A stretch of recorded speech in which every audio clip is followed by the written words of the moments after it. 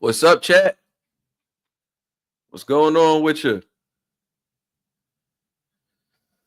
Reaction to reaction. Who that? That's a new face right there. Y'all already know what's going on today, man. Today we got special guests pulling up today on us, man.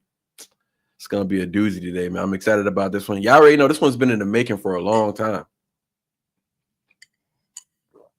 But we finally here, though. I'm going to pull up the boys right now in a second. I need to see who in here. Oh, we got 20 in the chat. Oh, then y'all coming here early. That's what I like to see. That's what I like to see. What's up, Bad Wolf? Sweet P.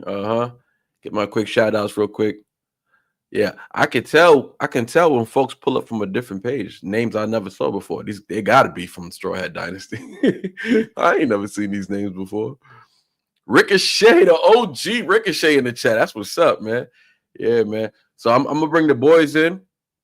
We're currently streaming, I believe, from both platforms, because once you start seeing those little unlisted logo, like pretty much like a paper clip on the side of their name, that means they come from a different channel. So shout out to Straw Hat for bringing in the family. I'm gonna pull them up right now. We can get this party started, y'all. What's up? Yo. What's happening, family? How y'all doing? We good, man. We're good, man. Just over here. Don't worry about that, bro. Okay, my bad. All right. What y'all messing with? Y'all fiddling over there? What's going on? Trying to make a thumbnail in 2 seconds. No, like we didn't know we were going to stream this on our platform as well, but I mean, whatever. Either way, it's working. So yeah, your thumbnail is being shared by mine. So either way, we have the same thumbnail.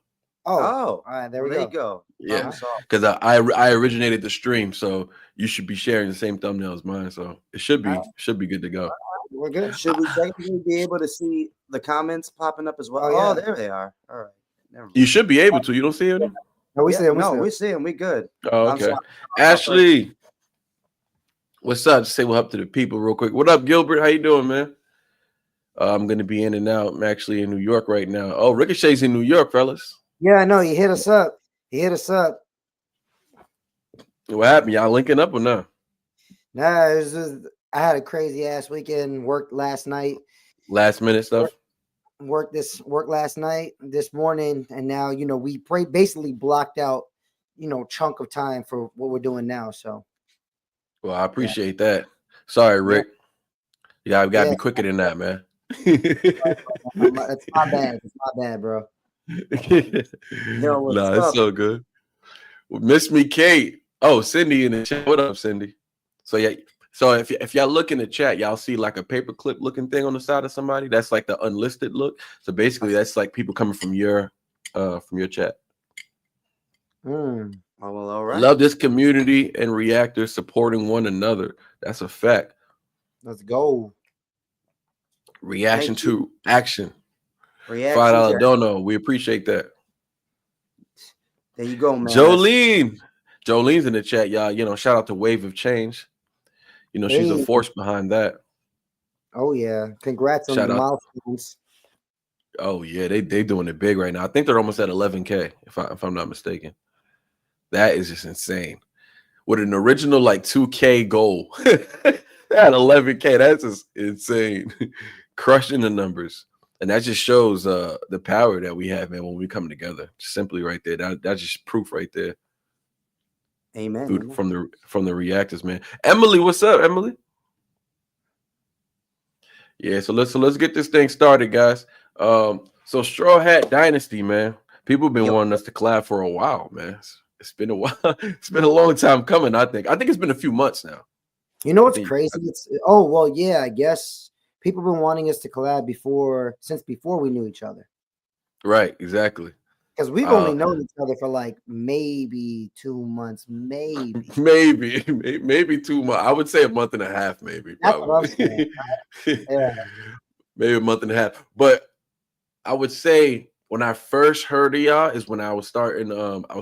Which I'm bringing back. You guys, it'll be dope if I get you guys involved. Actually, bringing back this. It's called YouTube.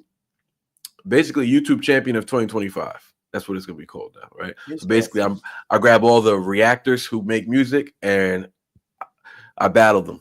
I take their music and I make them face off, right? All for song. It's not like a real battle. It's just you like know who has. you know what's interesting about what you just said?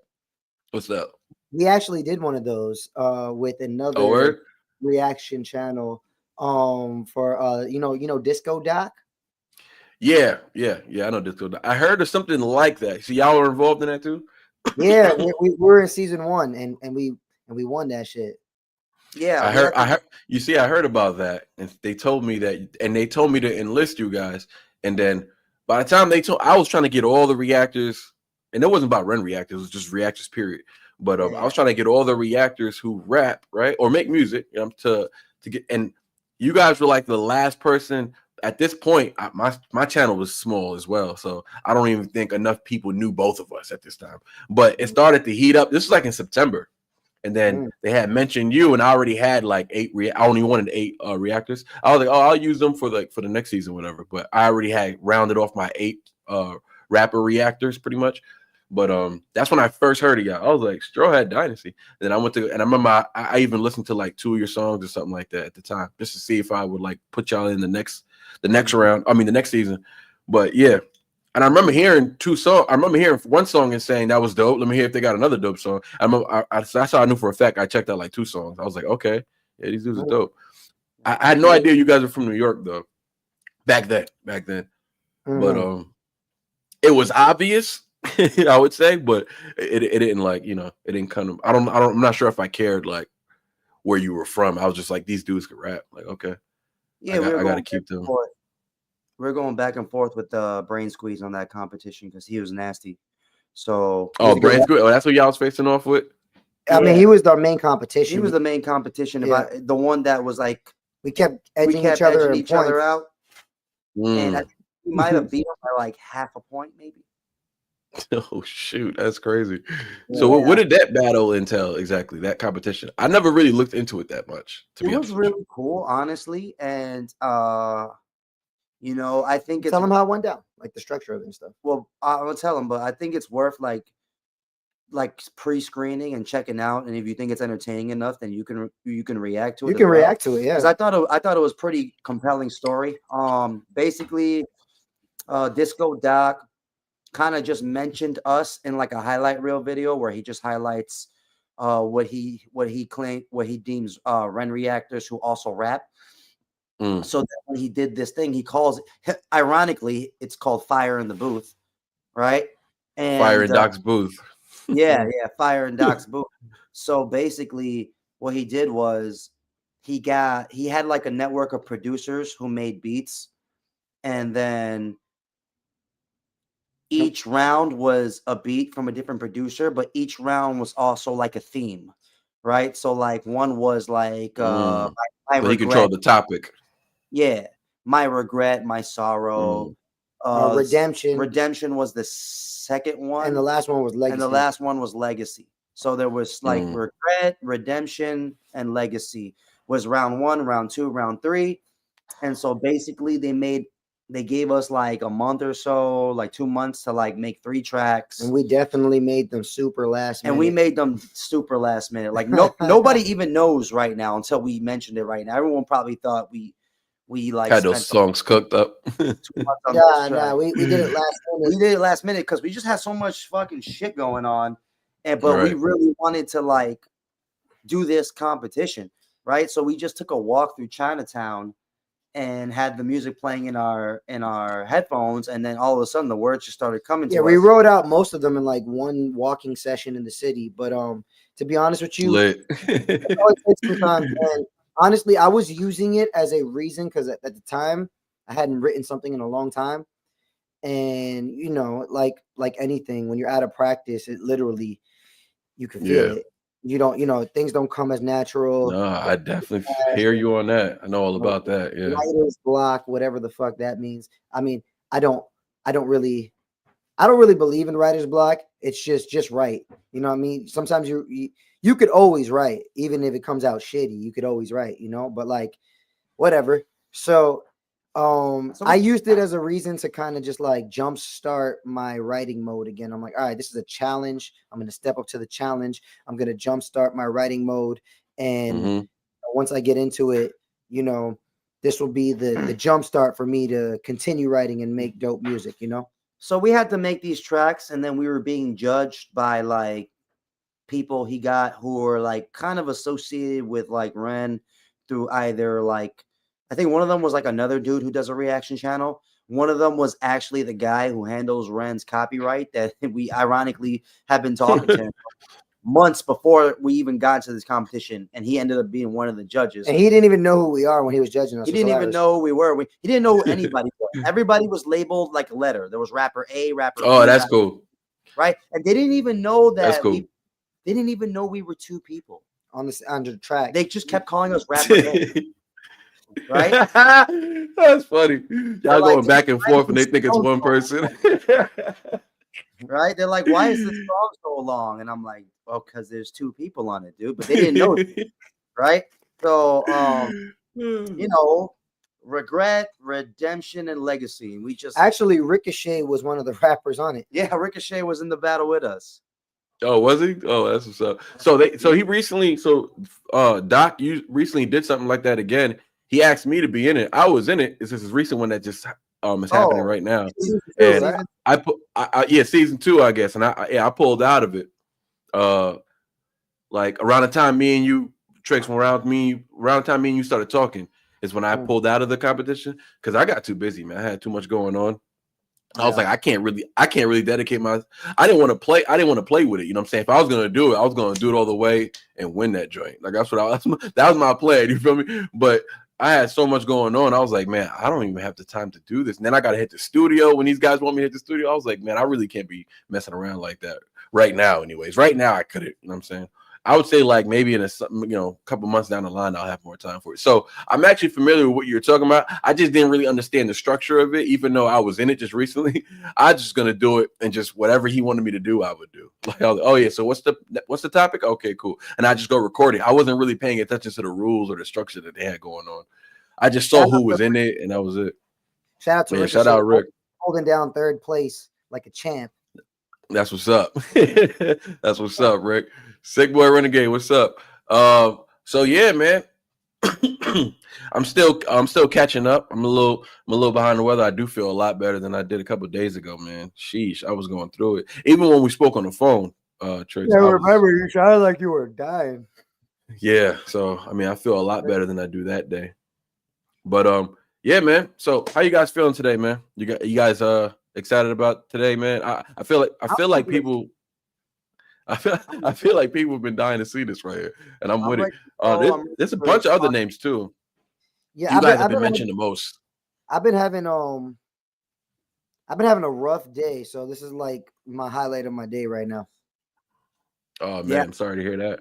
I hope things turn around after this, man. But first off, man, welcome to the family. You guys are officially on the Go Worthy channel today, man. Your first introduction here. Most people are familiar with you guys already, though, so let's not act like that's not the case. But please, man, introduce yourselves, man. I know we have Tricks and we have Jules. Let us know who's who, where their names come from.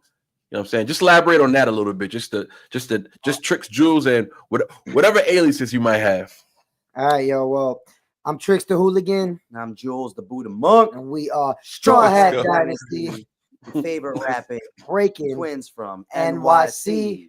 And what's up, everybody? We over here on Go Worthy's channel. Yeah, we were having a fun conversation before you guys just jumped on. He was like, hey, man, like, I see you guys got like 4 different names going on here. So just to clear the air for anyone else who might be confused, I'm Tricks. This is Jules. And much like Eminem has a Slim Shady, Tricks is like Eminem, Jules is like his Eminem, and our alter egos are the Hooligan and the Buddha Monk. Yes, yeah, that's how that goes down.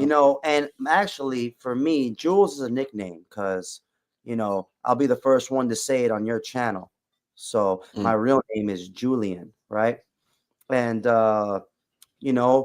Jules is an often common nickname for people with the name Julian, so that kind of just stuck with me. It's also my b-boy name as well. So like we have aliases as professional breakdancers as well. We don't go by our That's actually where our original names come from, Tricks and Jewels. They're actually our breaking names that we go by in the breaking scene, that like people in other countries, other parts of the world, when we go to battles, they don't call us by our first names. They call us Tricks and Jewels. Yeah. So that's what's our up. that's where the at least mine came from. And then the Buddha Monk is because I was always like a really big Nas fan growing up. He's like one of my favorite rappers of all time. I even named my late dog Nas. And yeah, in the second verse of It Ain't Hard to Tell, he goes, the Buddha monks in your trunk, turn your bass up, not stories by Aesop, place your loot up, parties I shoot up, right? So for me, Yeah.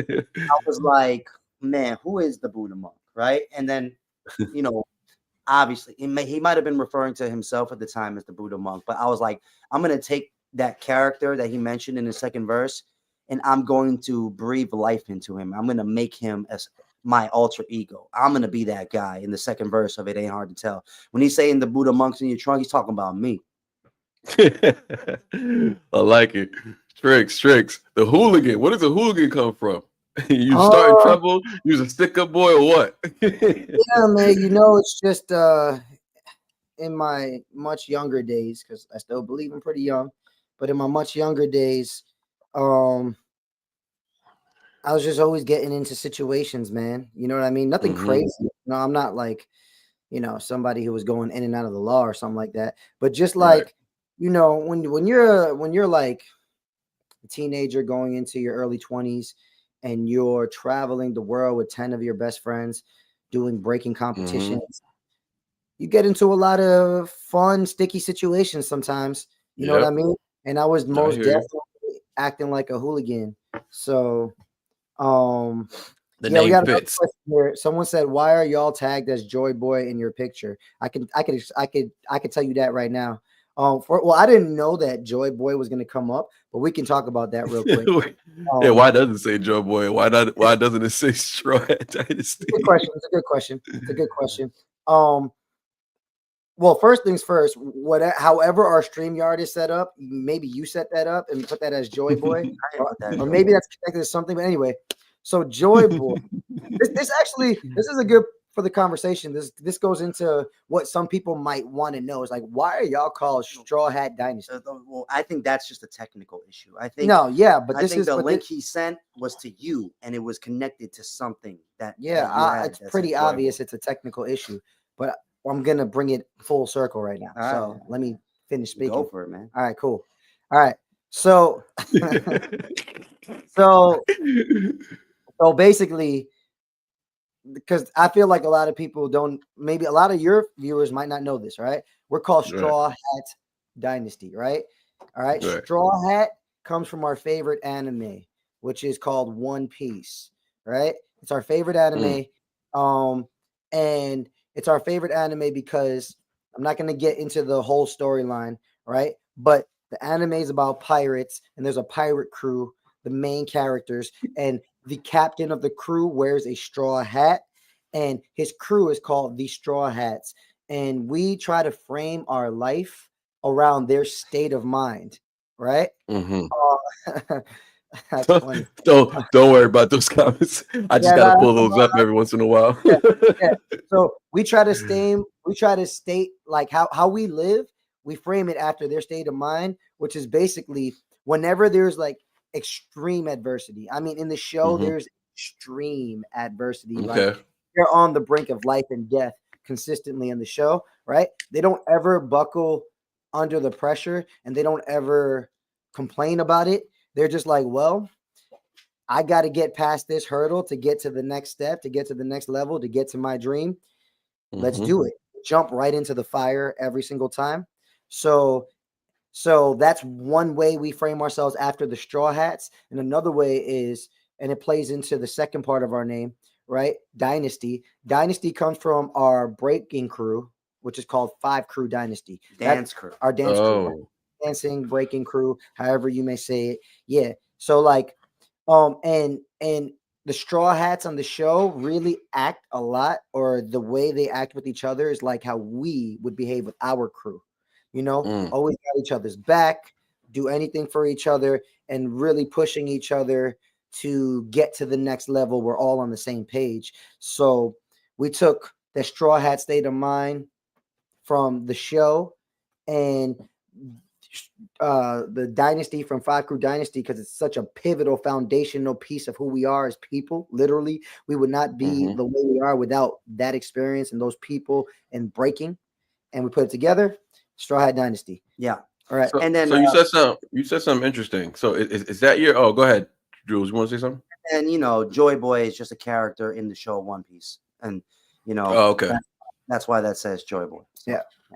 So real quick, so you said something interesting right there. You had me thinking. So, are you guys still together, or is this like a thing of the past? The dynasty crew that y'all, I guess, what you would represent as your foundation. Are y'all still together, or is just y'all broke up and it's just y'all two now? How many were there? Like, now we're mostly Five Crew Dynasty is still a thing. Five Crew Dynasty is still together because the building, the foundation of the crew is built on family, not business.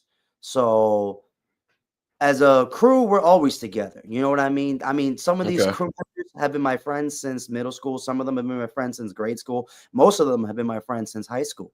We've been groomsmen in some of their weddings. We're some of their kids' godfathers. You know what I mean? Like, we're a pivotal part of each other's deep. lives. It runs deep. It's deep. It's deeper than just breaking. Exactly. So as far as like a crew, the crew is not dead per se. But if you want to explain the other part, we just haven't competed in unison in a while. In a long time. In a long time. We had a long run. Our crew, we did a lot of crazy dope stuff as a New York crew representing for our city and for America. Our country. And we went to a lot of world stage battles and represented America on a big stage, battling the best in our constantly in our that's dope. Like living like a crazy, like, those dance battle movies that you watch. We're like living like a real life version of that. Like You Got Served. Yeah, but like way that movie's fire. Don't come on here hating on You Got Served. You Got Served was fire. I love that. I love You Got Served. But there's a difference between dance battles in the movies and dance battles in real life. And let me tell you, the ones in real life are way more intense and way more exciting. It's a real battle, ain't it? It's like watching watching a good breaking battle is like watching Spartans go to war with Vikings. Like, you know what I'm saying? Right? Yo, while there's a an analogy. Shout out to Spartacus. While there's a volcano erupting around everybody, like that's what it feels like, and that's what it looks like. You know what I mean? I need to see something in person, man. I have yet to experience one in person. I'm talking about like a real competition. What state you in? Right now, I'm in Texas now. Oh, bro, there's so many competitions. We could put you on to things going on in Texas all the time. Oh, really? Yeah. Texas has a good scene, actually. Yeah, good scene. Oh, nice. Yeah, put me on. I want to capture some of it. Yeah, man, it's dope, man. But yeah, it's in order to understand like Straw Hat Dynasty, it's like almost if you want to understand us, right? It's very important to understand kind of like where we come from with breaking and how we view the hip hop culture and how it's influenced our life. You know what I mean? I got you. And we're gonna get into some more of that in a little bit. I would say, so you guys are not just reactors, obviously, not just breakers. You guys make music. So you guys are artists, you guys are breakers, you guys are reactors, entertainers. Also, let's talk about some of the things that people may not really know about, especially here on this channel. You guys are mentors and teachers and like big brothers to the youth and at the same time. So talk about that a little bit as far as like, your classes that you teach and stuff like that. Or, put us on to that. So I own a business with one of my crew members from Five Crew Dynasty, and it's called Dynasty Breaking NYC. And we've been in business since about 2015. Survived one hell of a pandemic because that was crazy. Word. Yeah, dang. Man. And New York too. New York was crazy during the pandemic. Oh my God. I was still there when that popped off. Oh man. It was. But with that being said, you know, I mean, I learned how to break in my community, in my neighborhood with my friends in my borough of Queens, New York, as a kid. Right. You know what I'm saying? So as we got older, we were like, man, there's really no point in holding on to all the knowledge you have, because when we're gone, like, it goes with It's us. gone. You know what I'm saying? It's Exactly. gone. Right. So, you know, and like, you know, and also, you know, a lot of me and my crew members were getting older. You know, you can't dance forever, you know, especially this dance. There's a very fine Well, timeline on it, right? You can dance You can dance for a pretty long time, but you can't compete professionally forever Yeah. So, at a high level. you know, we're Yeah. like, how can we pass this knowledge on, and how can we keep the name of Five Crew Dynasty living on for generations, Like right? another generation of Faku Dynasty that'll, like, our generation was like you know, like season 1 through like 5. Like, how can we create season like 6 through 9, and then they'll create the ones who will be season like 10 through 15. You know what I mean? Yeah. So Legacy you're talking about now. yeah, exactly. And you know, it really started off as like, let's just make a business, and you know, let's also try to make a living, like what we're all doing right now, Right. make a living off of stuff that Right. we like to do, love to do, you know. And Passion. now it's turned into something even bigger, man. You know, we got a lot of classes going on around the city. We're in public schools, got our school vendor's license. We're very official with what we're doing. We're only getting more official. And we're literally, like, I literally have seen so many kids change as people. You know what I'm saying? From learning to break, from coming in Well, timid, shy, mhm. unconfident, to being super confident, having because friends. of your impact. Yeah, man. And it's a good feeling. You know, You're mhm. I didn't know I was gonna get this feeling. You know what I mean? Right. I was just like, you know, I'm gonna do this, Oh, and then it just happened. You know? and I just have to take this time to shout out my boy. His name is Guitar George. He's in the comments, right? He has an excellent YouTube channel where he breaks down guitar techniques and songs. Shout out and Guitar George. right. I have to shout him out because he's actually on a few of our tracks that are released to the public, and he's a very talented musician, one of the most talented I've ever seen.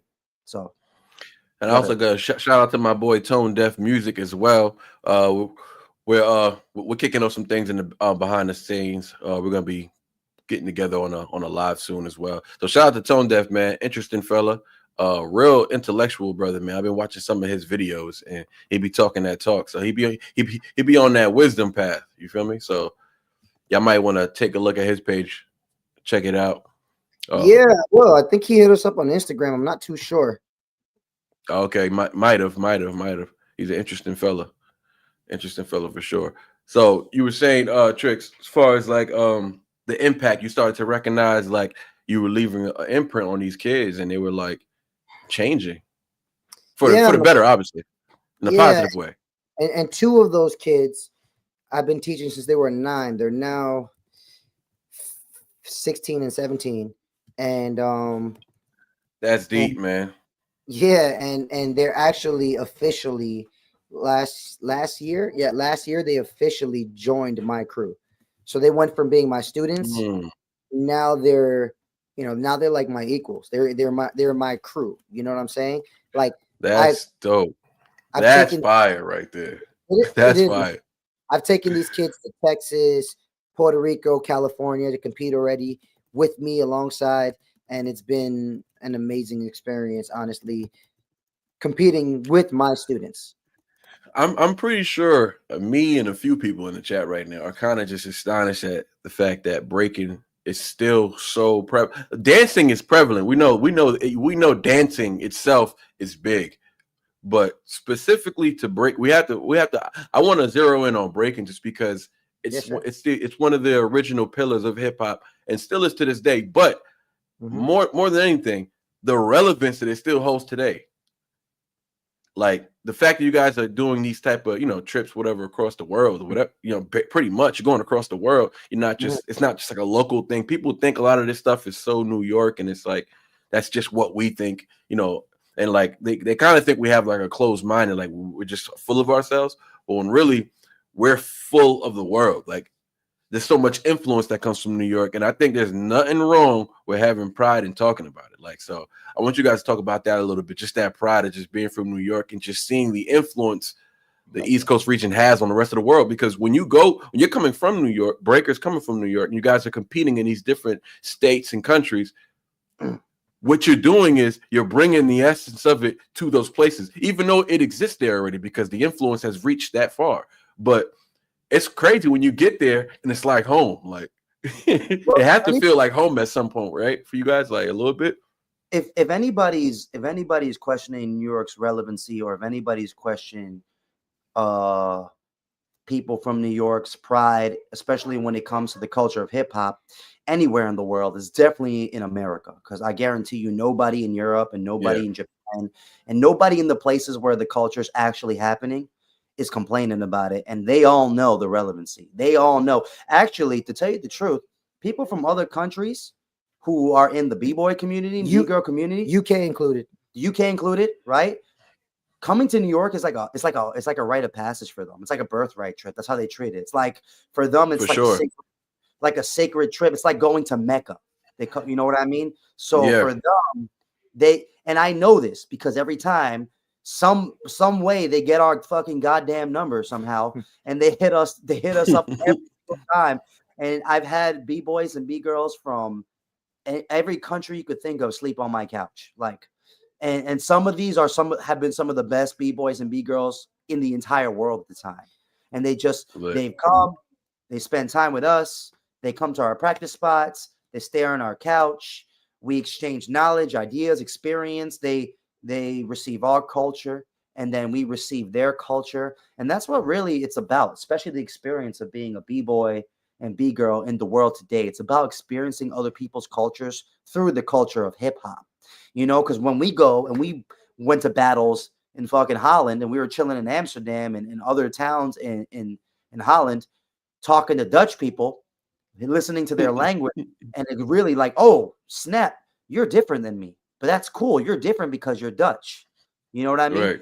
See the world differently because you're Dutch. This particular thing that's not a big deal to me here is a big deal to you here in your country because you're Dutch, or vice versa. It's not a big deal to you there, but to us, we make it a big deal here. That's just because we're American, I guess. And then your mind starts to open. So now your mind starts to open, and now you're the one who's like, well, yeah, that's not a big deal. And I would have never known that if I didn't come to your country to realize that that's not that big of a deal.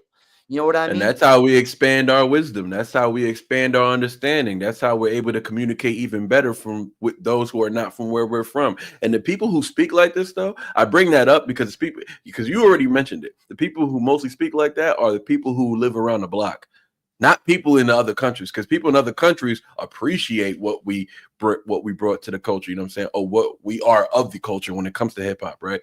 So there's a lot of appreciation. When I went to Europe, when I was in Paris or when I was in Barcelona, I tell them I'm from New York, they just lost their mind. They're just like, oh my God, how is it? I want to go. Like, I'm just like, my mind, I'm like, what? Like my first time in Europe, I was just mind blown. I'm like, I'm happy to be here. And they're like, this is nothing. Like, what do you mean here? Like, this is just Barcelona, you know what I'm saying? And when I went to Rome, I spoke to people over there, and they were just like, you know, I was freestyling with some Italians, bro. I don't even know what they were saying. They was freestyling in Italian. I was freestyling in my regular language, in English, right?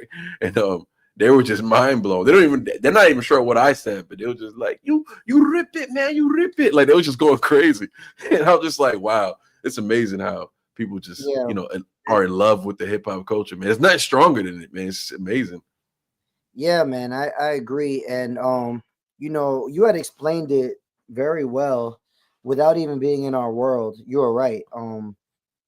You know, we go to other countries and we literally bring the essence of New York or the essence of where hip hop came from everywhere we go with us. You know what I mean? I mean, you know what it's like, man. It's in the air you breathe here, whether that's good or bad. It's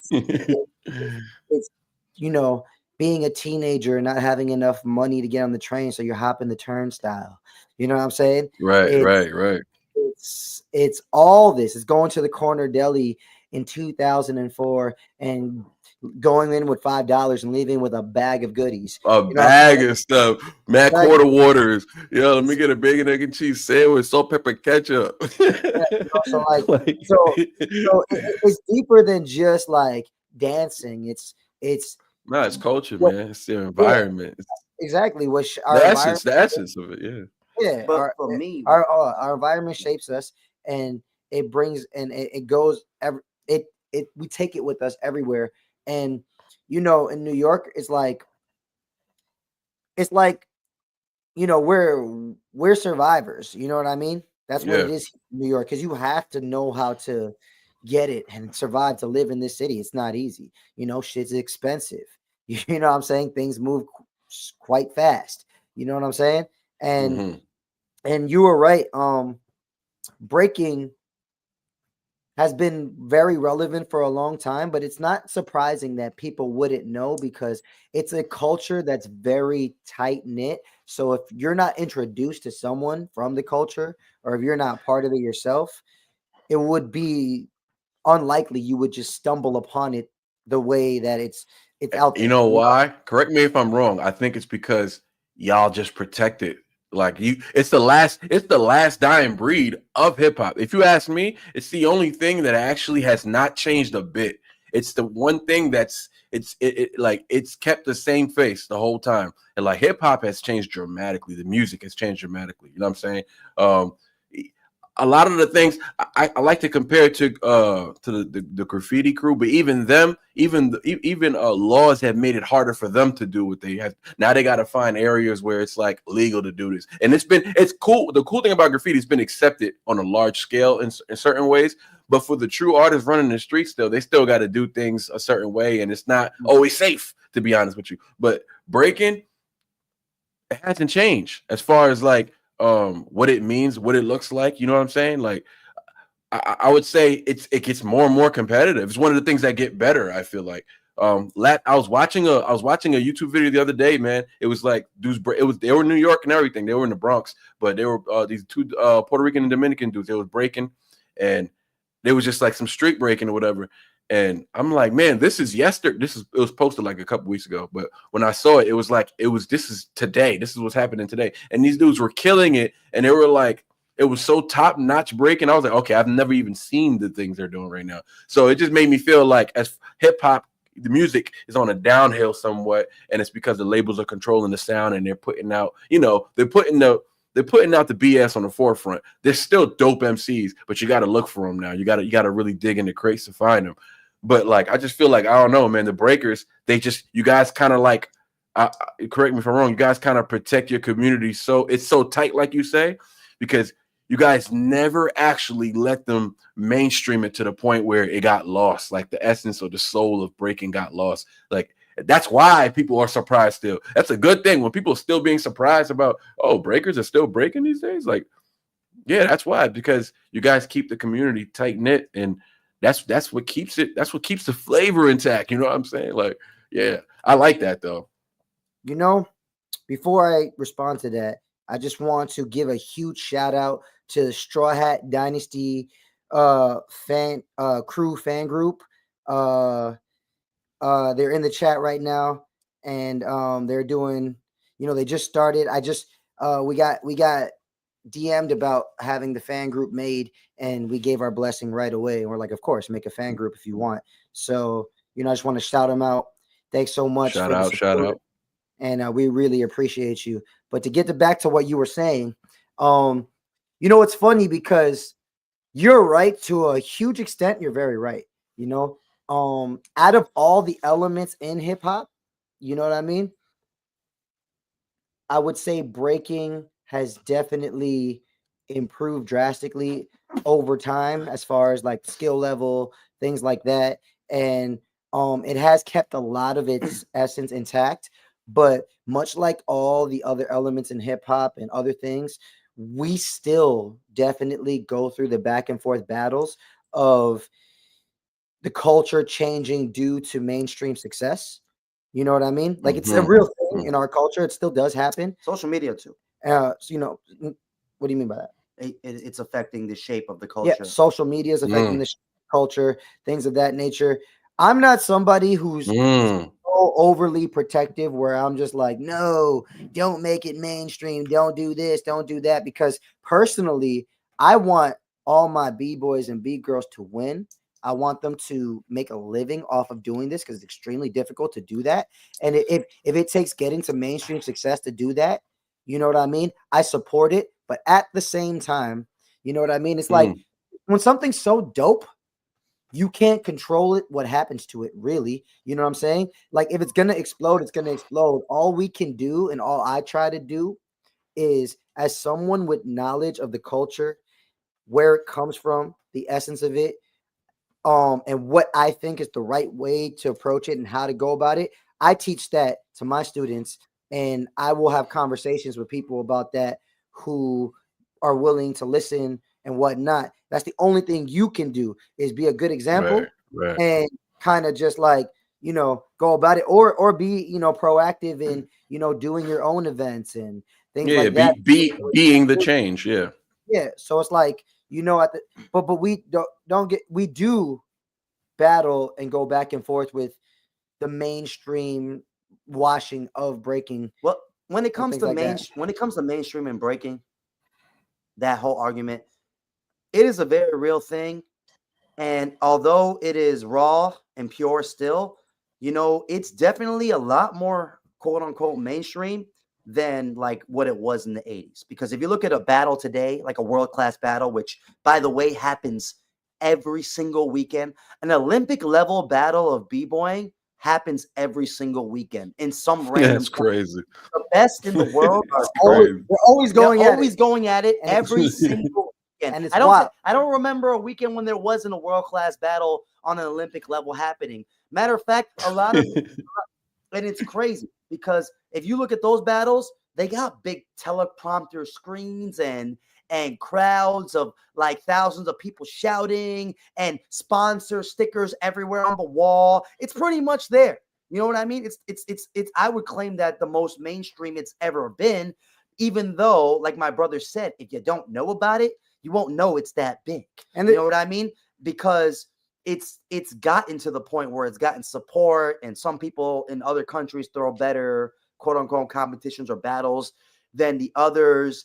There's already a numerous amount of b-boys and b-girls who are making a living off of it. They're not making a living off of it in the way that we would hope eventually it gets to, but they are doing. Especially if you're one of the best in the world and you're always winning battles and competitions, you're getting hit up by some sponsors. You're winning money when you win these battles. There's people making a good living. And then if you're like a legend in the game who's put their work in, you're being flown out to judge battles. You're being flown out to teach workshops. So people are making a living off of it. But what my brother said, it's a dance, but it's also a sport on the level of like it takes just as much athleticism as literally any sport you can think of, and arguably even I believe that.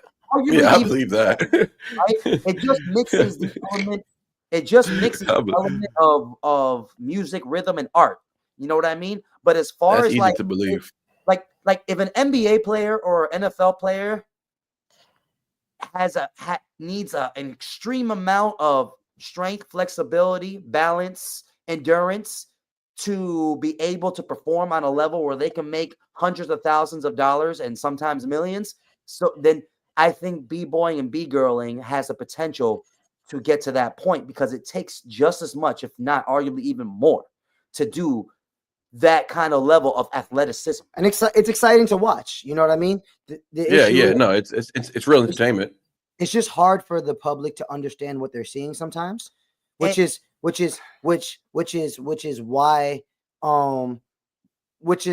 it's not as easy to put on that public stage, because it's like, you know, baseball, basketball, football, it's real simple. It's like you score a touchdown, you score a basket. There's rules that we cheer. Yay. Like, yeah. Like you know when to cheer. Yeah, with breaking, it's like, wait, was that the best move? I'm not sure of how to react right now. Was that it? Was that the killer? Was that a point? Like, there's no point structure. It's real. Just like, is there a point structure? First of all, kind of, you know, it's like I said, the dance is evolving, and if you look at world-class battles today, they do go by a point system, believe it or not. okay. Traditionally, it's a literally a point system. Like you point to whoever thought you won. So that's not really a point system, like he's saying though. But literally, traditionally, there's no point system. It's all opinionated. It's like I thought they did this because this is my opinion, and that opinion comes from judges who have tons of experience doing battles themselves, and you just trust that their experience is going to showcase when they make their decision. But as of recent, as it was like, as you saw in the Olympics and things of that nature, people have been trying to come up with a point system that makes sense. And some people have gotten close and they're messing around with it, but it's hard because at the end of the day, even the point system, it's really all opinionated because breaking, there's no rules, dog. You can do this any way you want. Well, there's rules. There's rules until there's no rules, if that makes any sense, right? So you have a certain. Shout out to Uncle Ray in the chat. Shout out to Uncle Ray. Vibe reactions. Yeah. Funny ass. Yo. So, but there's rules until there's no rules. And what I mean by that is there's a certain structure and foundation that you have to keep. Or right. Foundation you need to learn just to do the dance, right? But once it's like Bruce Lee Jeet Kune Do, right? Take out whatever's not necessary, and by his philosophy, your Jeet Kune Do is not going to look the same as the other guy's Jeet Kune Do. Has to do with your personality, who you are, your body, literally your body build. Your body build. We're not all built to move the same. You know, some of us are tall, right.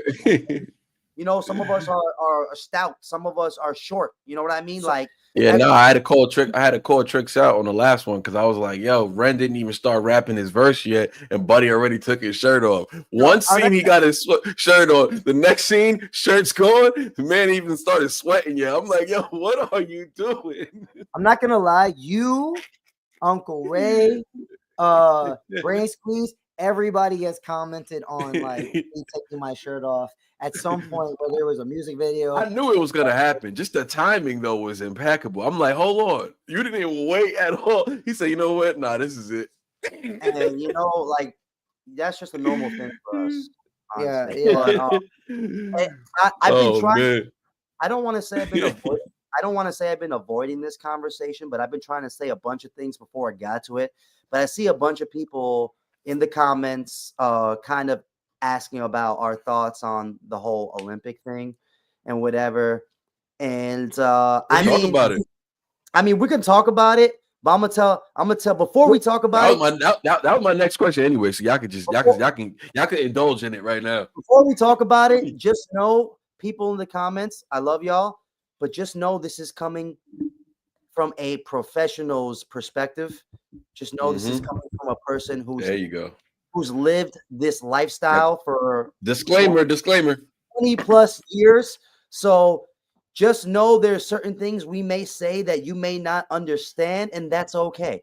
You know what I mean? It takes a while to understand it, and if you're not part of that culture or you haven't experienced it, then you just may not get it right away. Take what we're about to say as a learning experience and as a dive into a culture you may not understand yet, and maybe use it as a way to gain more of an understanding of the culture and more of an understanding of what might have went down in the Olympics and all that other stuff. Because I'm gonna tell you right now, the way the majority of the world saw the Olympics compared to what a lot of B-boys and B-girls saw the Olympics, including us particularly in this case, is probably a completely different perspective. Like completely different perspective. Well, stop holding out. What the hell did y'all see? Okay, let's get the elephant out the room, or the kangaroo out the room real quickly, okay? Let's get the kangaroo out the room quickly, okay? So basically, what happened with the B girl from Australia? What happened was what happened with her, right? To honestly, the truth, to us, it's really not that big of a deal. Like, I'm gonna keep it 100. Nobody in the breaking scene who's a serious competitor really gave a fuck about that shit. I'm just being honest with you because there was nothing to give a fuck about. There was nothing to make a big deal of. This is what happened. Raygun was just a product of clip culture, primarily in America and around the world. Meme clip culture. Someone saw something they thought looked funny. They started making a bunch of memes about it, and it just spread like wildfire, to be quite honest with you. And when you know it's something you're going to put out is going to get guaranteed hundreds of thousands of views, and you can make some chump of change from it, then you're going to make a video about it, and then you're going to try and highlight it and express it and make it seem like it's the most ridiculous thing in the world, because that's what everybody else is doing, and that's okay. Right. I mean, I get how this whole YouTube social media thing works. Right? But the truth is, it wasn't that big of a deal to the people who actually do this. And I'll tell you why right now. And we'll tell you why. All right. The reality of the situation, right? The reality of the situation. Yeah, funny as hell. That in hip hop in general, and you can put this in any other genre you want of hip hop, rapping, DJing, graffiti, and breaking, right? Specifically, there are no rules, as we explained. There's a foundation that you must keep. There's certain things you must do, but everyone is openly willing. Everyone is able to express themselves however they deem worthy inside. Just like we do with music. You'll never tell like someone, oh, you can't rap like that. No, fuck you. I can't rap like that. I'm going to rap however I want. You know what I'm saying? Right. It's the same thing in breaking. It's like you express yourself however you want. Now, does everyone always like the way someone raps? No. Right. Does everyone always like the way someone dances? No. You know what I mean? I've seen way sillier shit in breaking in battles than that Raygun shit. Like 10 times sillier. Like 10 times like stupid, like funny looking, basically. You know what I mean? Yeah. Did she look a little funny at like in like two parts of her of when she got down? Sure, she looked a little funny, but when everyone else in the world was like, this is an atrocity, this is that, I don't know shit about breaking, but I'm gonna talk about it like this, right? Yo, like, you know what I mean? What we saw was like, you know, I don't really like her style. That's like what we're thinking. Like, that's kind of funny looking, but whatever, you know. And what she really was at the core of it all, she was just a competitor in the Olympics who was not as good as everyone else. That's it. And we see that all the time in competition. We see that all the time in competition. And the thing is that you know it's a product of clip culture, because the only thing you'll ever see people either imitating or talking about is the silly looking shit or the shit that looks so obviously easy that anybody can do it, right? Because there's parts of her rounds where she's doing basic moves, like basic breaking moves, that if you were to tell a grown-ass adult who's super fit and goes to the gym to try and do that move, I'm saying like the more athletically average person, like if you were to tell them to do that basic move that she did in one of her rounds, a basic move that she did in her round in our dance that the internet doesn't highlight because it only highlighting the other shit. I feel like I need to reiterate all these points constantly so people can understand what I'm saying. If you were to tell an overly a very fit person to try and do those basic moves without any prior training, they're going to look so silly. They are not going to be able to figure it out. They're never going to be able to do that move. The basic moves. Unless they're willing to dedicate 3 years minimum, 3 to 5 years minimum of training, at least minimum 3 times a week for 3 hours a day for 3 to 5 years straight. See, people don't understand. So breaking is not a natural thing. I mean, for some people it comes naturally, right? Like anything else. You know? Everyone's different. But to be honest with you, breaking is so hard that it takes 3 to 5 years just to almost be out of looking like a beginner. You know what I'm saying? You know what somebody told me? His name is Taz. He's from the Bronx. I don't know if y'all know him, but he's from the Bronx. He's a graffiti artist, but he's older now, so he doesn't break anymore. But he's like in his 50s now. But he used to break back in the day, in the 80s and stuff like that. But he said breaking is like ballet. He's like, that's how long it takes to get good at it. Like as long as it takes a real, ballerina to get really good at what she does or what he does. He said breaking is the same way. Like that's how much dedication it takes to learn these steps. What do you think about that? Yeah, man. I mean, yeah, I agree with you. You know what I'm saying? Like there's no getting around that, right? And I think that the lack of comprehension to what you just said for most of the world it's like missing there, because they don't understand how actually physically demanding and hard this dance is. So for them to say, I can do what Raygun did, it's like, no, you can't.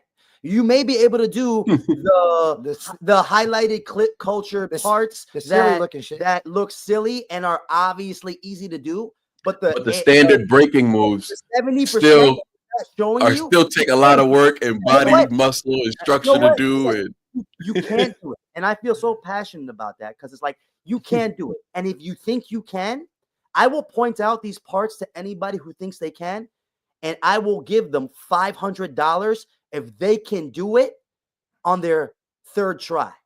That's how confident I am that they can't do it, right? So and I put the move from Raygun's rounds that they're not showing you, right? So the point is this. The point is this, right? Somebody, she did something. Yeah, Jules passionate.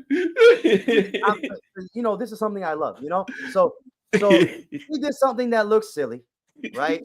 She did something that looks silly. Somebody put a meme of that guy who's like doing that laughing thing where he's like laughing at something that looks really ridiculous, right? And then it blew up, right? And then all of a sudden, everyone starts saying shit like, "Oh, this is crazy. This is the Olympics. How could this happen? How could this happen?" And you know what? Behind the scenes was kind of crazy, because from my understanding, behind the scenes in the Olympics, when this was happening, you had people from like our actual world like putting it together, but then you had a lot of people from the Olympics putting it together that are, you know, corporate ABC bubblegum kind of executives, people, and they're putting their, I guess, limitations on it. Because if they had just remember when I told you every weekend a world-class battle literally happens every weekend? Right. If they had just let that happen, it would have been a whole completely different experience. And I bring this up because, you know, even down to the even down to the organization of how the competitions were put together, down to the qualifiers, like nothing. I don't believe personally it was done the way we normally would do it. Definitely not. Because if it was done, that's expected though. If it was done the way we normally would do it, then this girl wouldn't have even been on that stage. If I'm being honest with you, because she's just not good enough. You know what I mean? Like, for example, Australia, in my opinion, shouldn't even be a representing country in the Olympics for b-boying, because in the world of breaking, out of all the dopest countries in the world, Australia is not up there at all. You know, there were countries that are killing it in the game and who are so dope in breaking, and they just weren't there for some reason. I'm gonna have to disagree with you on some of the things you said, Jules. Okay. But go for it. But we got a first disagreement. All right, let's get it. Any and every country deserves to be there no matter what. And if the skill level isn't good in that country, then it just isn't good. Doesn't mean they shouldn't be a part of it. I respect. You know what I mean? So I take that. So I'm gonna say that A. All right. B. All right. Someone was talking about a scandal in there. Yeah, that scandal's bullshit. I'm sorry to not to say you're bullshit, but that scandal was bullshit. There was no scandal. She won qualifying competitions to get to that to get there. Now, was the competition high in the qualifiers she did? Did the best people go to all the qualifiers? Probably not. That's what you know what I'm saying. But maybe they did. No, but listen. Did the best people participate? She did. She followed all the rules. She followed all the regulations. She was throwing the jam. So what? So what? You know what I'm saying, bro? If you watch the battles, either she won or she lost. Show me a battle that looked like it was a robbery, and I'll say it was a scandal. You can't. You know what I'm saying? She won her battles, whether they were good battles or not. And if you watch Raygun actually dance outside of the Olympics, she's like 5-10 times better than what she did at the Olympics, which also goes to show you stage fright. Not only is You know, not only obviously was she not at a higher level than a lot of the girls there. You know what I'm saying? It's gonna happen. There's gonna be lower level. There's always lower level athletes in leagues. That's just how it is, right? Doesn't mean they're not. That doesn't mean that they don't deserve to be there. They're just not as good as the other people, right? But she also just had a bad day. And let's face it, everybody. Sometimes we all have a bad day. It's okay. The argument is not if we thought if she was good or not. Yeah. Because out of all the B girls there, she was the worst one. Straight up. I'm not trying to convince y'all that Raygun's a good B girl. I'm not doing that.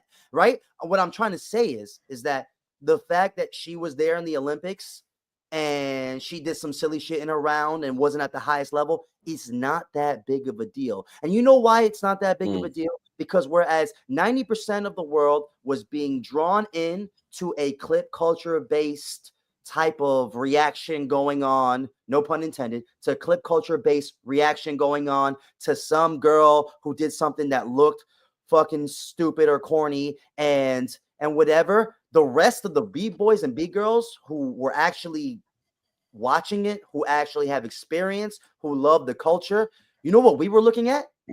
Everything else that happened after that. You know what I mean? Because people tend to forget the competition happened after that. You don't see nobody talking about it, though. You don't see nobody talking about the other battles that happened, which were amazing, by the way. Yeah. So listen. So listen.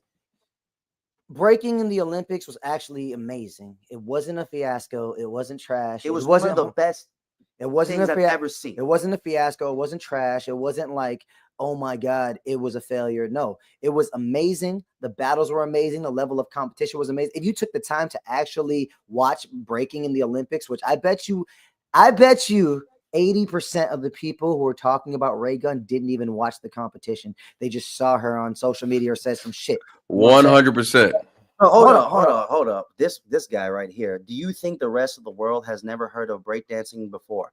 We were watching breakdancing moves back in the early 80s when you were just potentially in your dad's bullocks. All right. Hold on. Okay. I got something.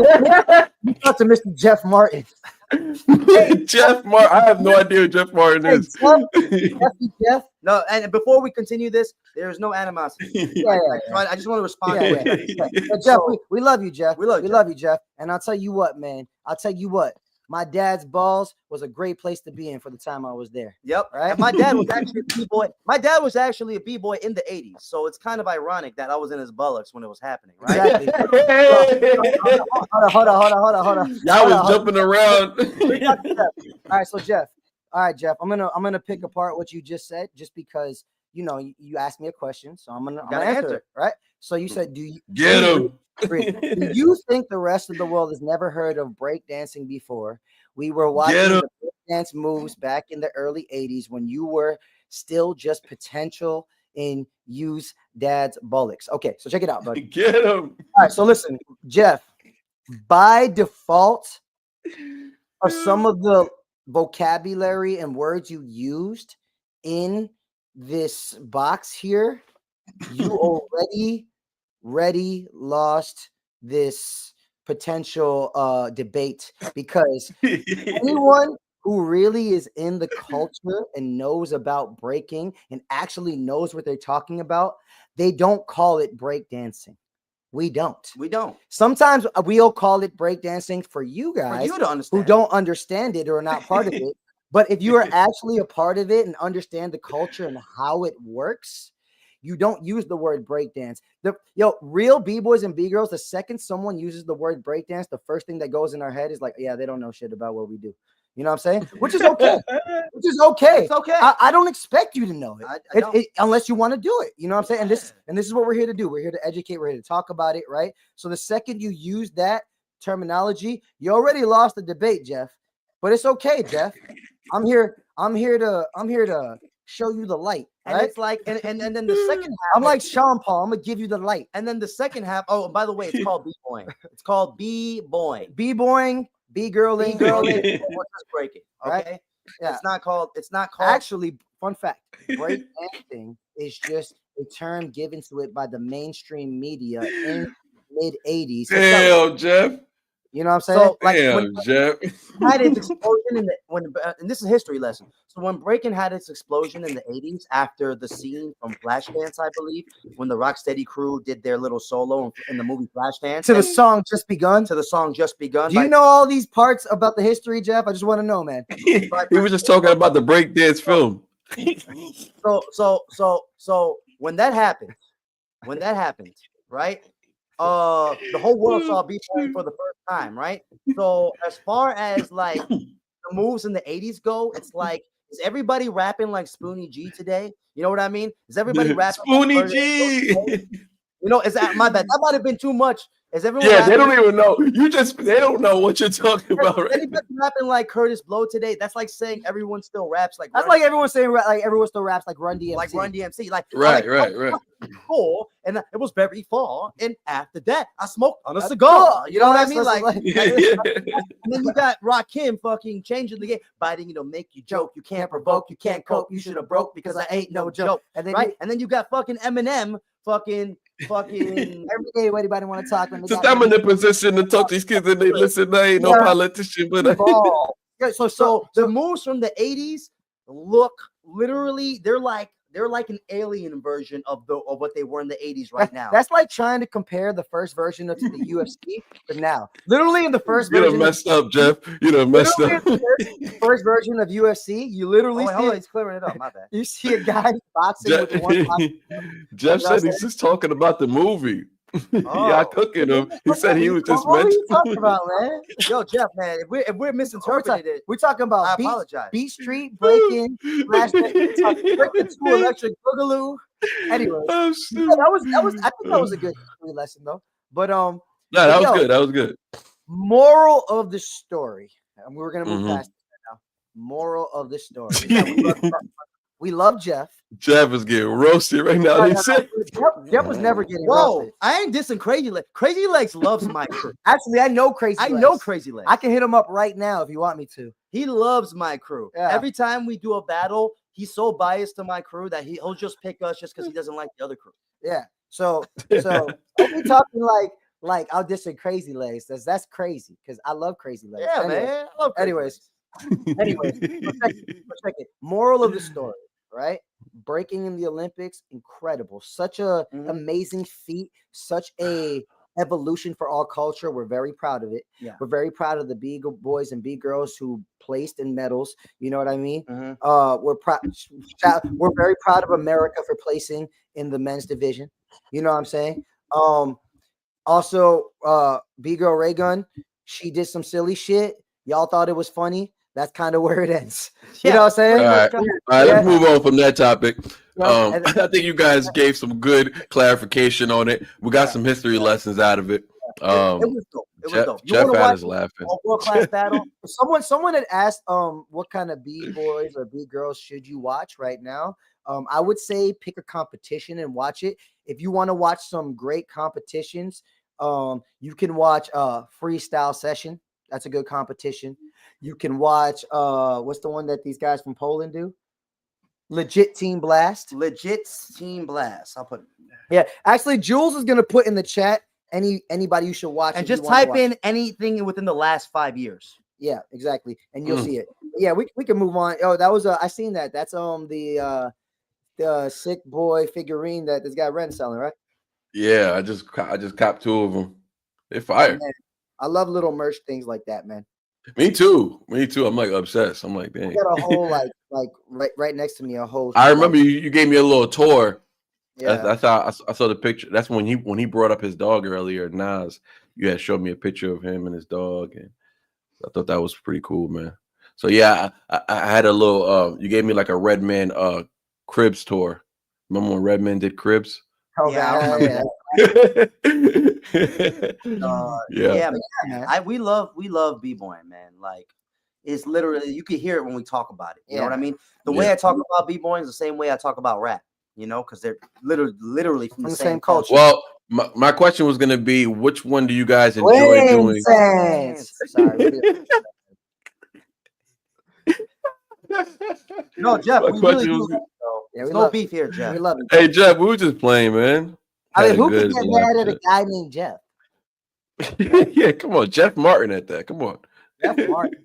Jeff Martin, man. You sound famous, right? That's like an athlete name. Jeff Yeah, Martin. Jeff Martin is second string. It does sound It's second Jeff Martin. string. Oh man. So which one you guys enjoyed more though? That was gonna be my next question. Enjoy what? Rapping or b-boying? Yeah. Which one do you enjoy more? Those are the options. Oh, So I'll tell you what. That's I hard. think okay. The b-boy crew's watching. They're like, dang, we can't just Nah, man. I can't pick one more than the other, to be honest with you. I'll tell you what. It depends on how I'm feeling, because they both fulfill me in a different way. One quite literally fulfills me in that like physical endorphin workout type sense, like getting a good workout, but combined with breaking. It's like, imagine like your best, most fun, creative thing to do, and then pump like those workout endorphins mixed with the feeling you get from doing something you love creatively. You know what I'm saying? Yeah. That's what breaking feels like. And it's hard because we wouldn't be rappers if we weren't b-boys. Yeah. It's because we literally So you started b-boying first. Yes. Yeah. We literally learned to rap without knowing we were learning to rap. We were like subliminally teaching ourselves how to rap, and it was all because of b-boying. Because when you break, you are literally physically embedding drum patterns and beats into your body. You know what I mean? You're moving to drum. You're moving to, there's timing, there's rhythm. You have to know how to be within the beat. You have to know how to be musical with the beat. You know, musicality. You got to know how to predict beats. Musicality becomes a thing. So you unwillingly start to kind of develop before you even like know. Like a lot of b-boys, like I wouldn't be surprised if they tried rapping, they'd have an easier time with it than someone who's not breaking. You know, and not only are we dancing, but like we're dancing to hip hop music. Yeah. Not only are we dancing to hip hop music, I got this. We're dancing to the a lot of the times we're dancing to the golden age of hip hop music, which is like 90s boom bap type, you know, drums, things like that. But we're also dancing to breaks, which is like funk, James Brown, which and 70s type music, which are literally quite the samples people use to make hip hop music. We're dancing to the building block music that made hip hop music. Jazz, funk, soul, like James Brown, like the quite literal music that made hip hop music. Right. The foundation of hip hop, the sampling of the world. So it's very you can see how one can easily transfer over into the other. Yeah. But to go back to your question, you know, it quite often changes. I'm not gonna lie, because some days I don't feel like breaking. You know what I'm saying? But I got to push myself to do it. And after I'm done, I'm glad I did it, you know, and I feel great. But like, then there's something about like hip hop and rap that it's kind of different, because I kind of feel a little bit more limitless with it, because with breaking, there's quite like physical limits to it. Like you can only do what you can do. And if you want to get, you got to be up for it. You really got to be up for it. Yeah. Work towards it. And it takes like a lot of time, you know, but with rapping is easier. It's easier. Let's be honest. I can tell you that because I rap as well. So it's all right. It's not on a mastery level. I wouldn't, on a mastery level, like overall mastery, I would say it's about the same as b-boying, because to master your style in b-boying takes just as much work to master your style in rap. But to technically execute rap, I'm not going to. That's what I mean. Hurt myself. Yeah. I can practice it a lot more. I can practice it without fear of tearing my groin. You know what I mean? So yeah. As far as that goes, but for me, rap is like, or just making music. Oh man, it just fulfills so much in my soul, man. It just fulfills so much in my soul. Like if I'm going through something emotional, you know, it helps me cope with it. It helps me let it on. I would have never gotten through multiple heartbreaks or anything I went through in that regard if I wasn't able to, man. If I wasn't able to write, you know what I mean? No, I'm kidding. I'm kidding. Don't start crying live, man. A few women, you know, and it comes with life. You know, rapping is like part of life. You know, when you grow, your rap changes, your style changes, and if you stick with it long enough, you'll learn new skills, new techniques, new approaches. You start getting more musical.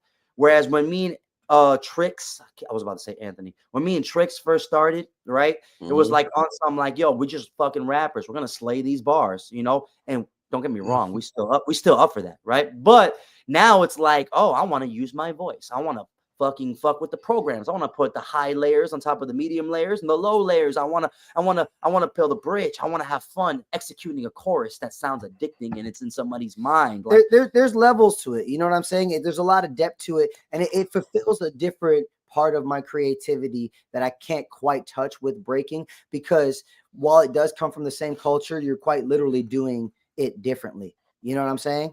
So I mean, which one do I like better? It's really hard, man. Because like I feel like I can't live without both. Yeah, you know what I'm saying? Without both. I Like, hear I you. really feel that way. You know, I really feel that way. And even though I'm not competing, I still practice regularly, whether it's by myself or with my crew, because it's just something I'm always going to do. If I decided tomorrow I wasn't trying to be a musician, I would still make music. You know what I'm saying? Like I wasn't trying to build a career, should I say. I Right. would still make music. You know what I mean? Yeah. Well, I was gonna say, I think everybody's pretty much learned. I ain't gonna lie, y'all said a lot of things that I learned today. So a lot of it, because I spent so much on the phone, so much time talking on the phone with Tricks, that I felt like I kind of already like had y'all figured out somewhat. But yeah, I would have to say, yeah, I was definitely wrong about that. But and I would have to say, to get into this part, right? I don't want to get it. I don't want to jump right into this part. I'm saying y'all can ease us into it if however you feel. But we spoke about it. We spoke about it a little bit behind the scenes or whatever the case may be. Quick shout out to Lisa and Life. The wave of change is currently at 10,595. So if we can get it to 11K by the end of the week, she says that would be amazing. And I think it's easy. Count on everybody to give us a hand and help us out. So just remember, guys, any donations that we make today, we haven't really been promoting donations today. When I do like live interviews and stuff like that, I try to just make it about, you know, just us chatting it up or whatever. But anyways, what I was gonna say was whatever donations made today, we will be donating to Lisa and Life's Wave of Change fundraiser that they got going on right now. So y'all tap into that, man. Read more into that, because that's just an amazing journey she's going on right now, and she's got everybody on it, like that, man, like that. I mean, Lisa had everybody around her fingers in a couple days. I was like, dang, she got everybody on it, like.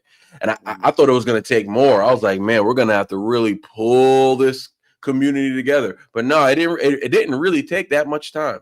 I'm gonna be honest. I saw it happen from like, oh, it's $2,000 is the goal. Hours later, it was already like $5,000. And then the next day it was at 7, 8. I'm just like, wow, this thing is like, I'm like, why does it even end on the 30th? I was telling her, like, you shouldn't even end it then. You should just let it keep growing.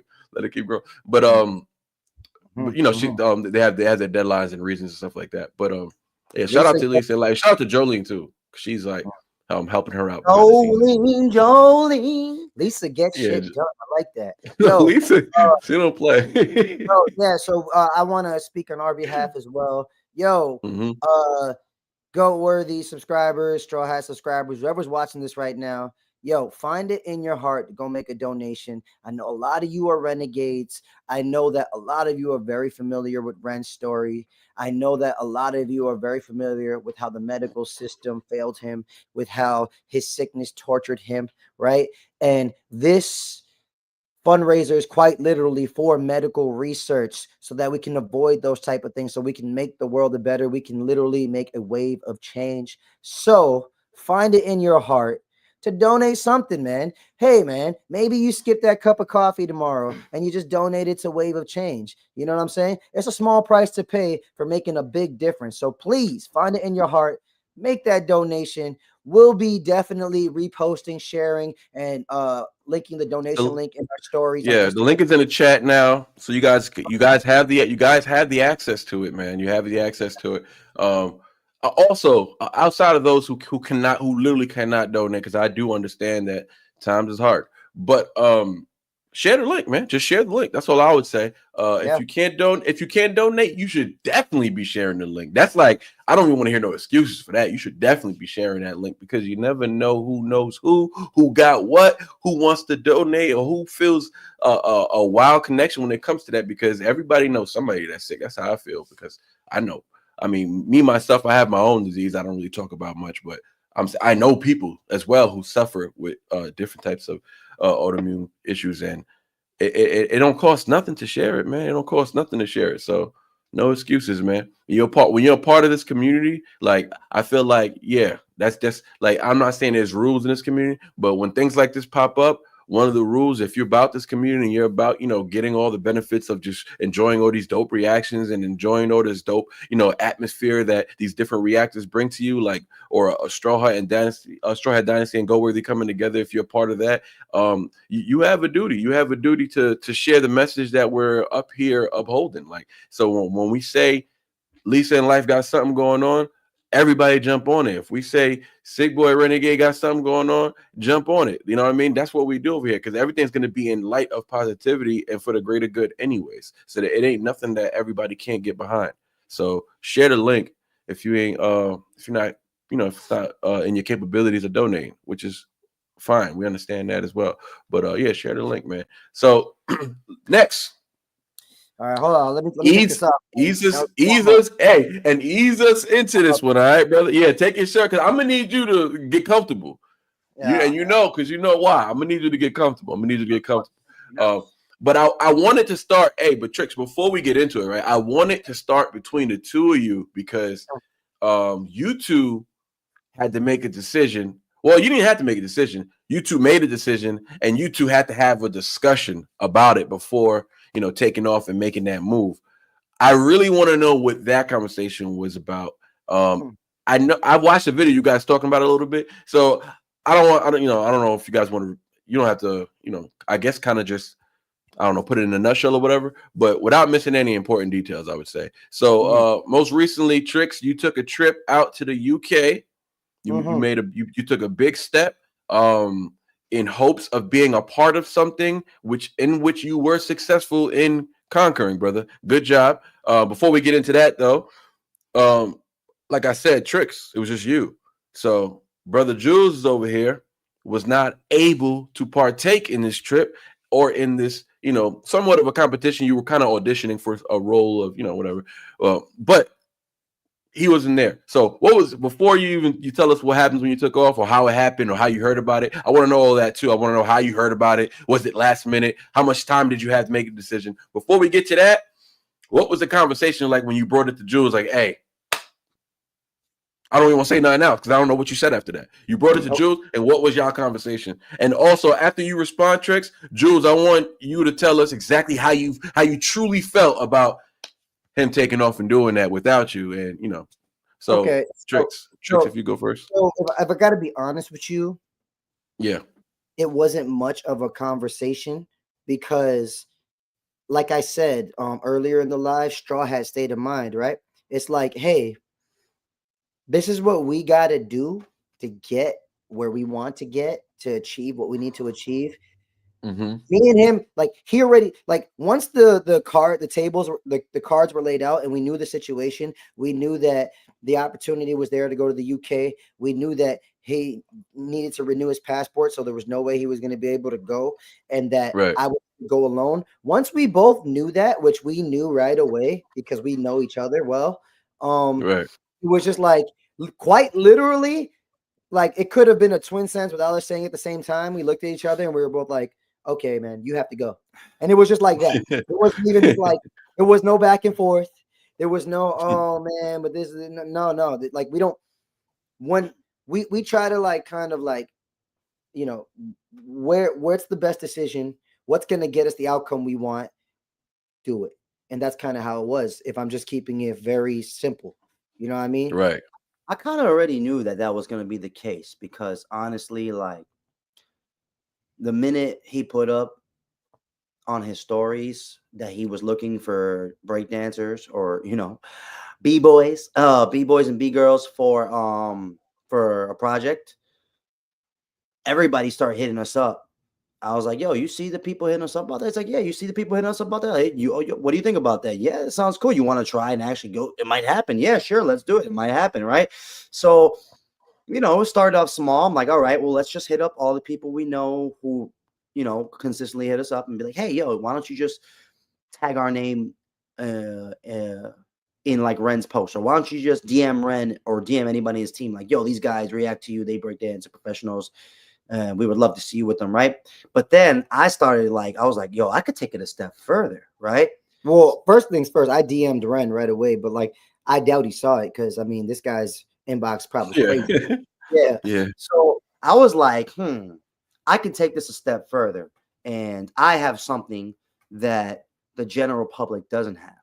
I have access to the guy who handles his copyright, and I've been talking with this motherfucker for a year plus now. So I've already built up a very cordial, friendly. It's a long email chain thread. A very cordial, friendly, professional relationship with them. I'm talking like 80 plus reactions of just, yo, man, you think you could do something about that copyright? Yeah, I got you, bro. Right? Yeah.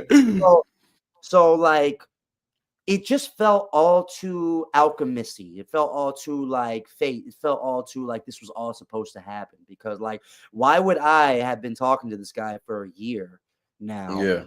This opportunity came, and now he is literally my direct link to Ren, and he likes me. You know what I mean? So I put together an email, a very professional email, like, hey, you ready? Hey, what's up, man? You already know we've been reacting to Ren for all this time. We love his music. We love his message. And we saw the people have been showing us the Instagram story he put up. Here's a demo reel of our highlights of our moments. And here's a resume of all the stuff we've done before. Like me and this guy, as underground as we've been in the battle scene, we've been pretty much, we've been extras in Step Up 3D. We've been in music videos. This guy was on like a Rachel Ray episode. He was in a commercial for VH1 Hip Hop Honors Awards. I was in a Fruit by the Foot commercial when I was 17, breakdancing. Like, we have a lot of commercial work experience. So I put all that in the resume.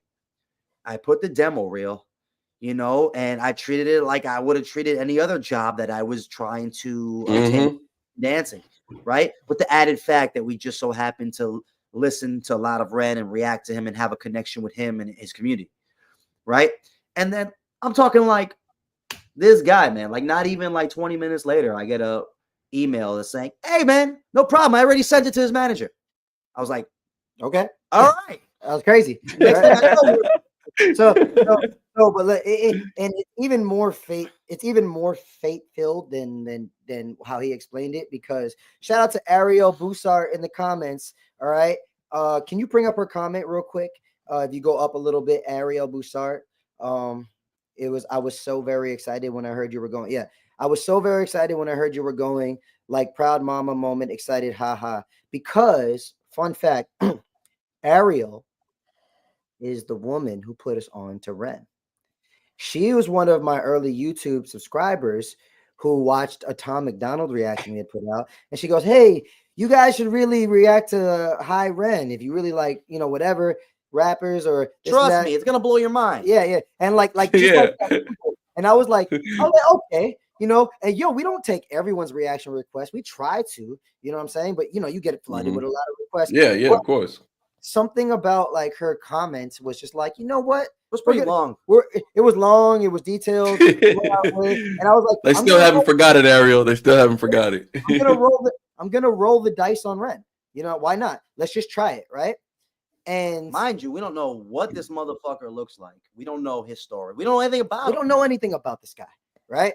And you could go watch that reaction because it's like every reaction, it's super genuine, right?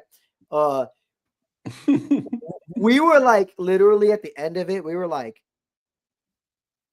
what the fuck just happened? What the fuck just happened? Right? Right? But we were like very impressed, very taken aback, very like struck by emotional chords. It was amazing. Obviously, everyone in this chat has seen that. Like my father saw that reaction and he was like, yo, the way you guys felt after watching that, he's like, my hair started standing up. This is my dad. You know what I mean? Yeah, and yeah. So, long Shout story out to OG. yeah, shout out to Ariel Bouchard. But like the point is, like, call it whatever you may, call it fate, call it the universe, whatever. Somehow the universe, God, whoever you believe in, we believe in God, right? Tenfold. Ariel was put into our life, into our subscribers. Ariel put Ren into our life. That blew up our channel, if I'm being honest with you. You know what I mean? It's our most watched video. So it's our most watched video to this day.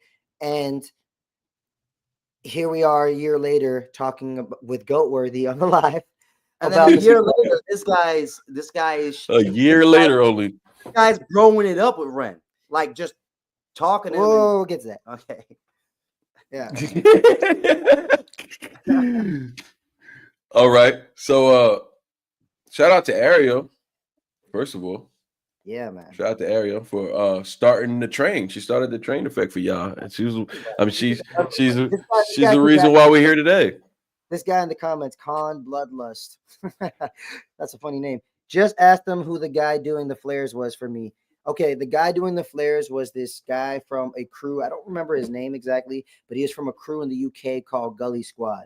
All right. So if you type in Gully Squad on YouTube, I'm sure you'll find him. He's a super dope powerhead. He was doing a move called flares. Question answered. All right, let's keep going.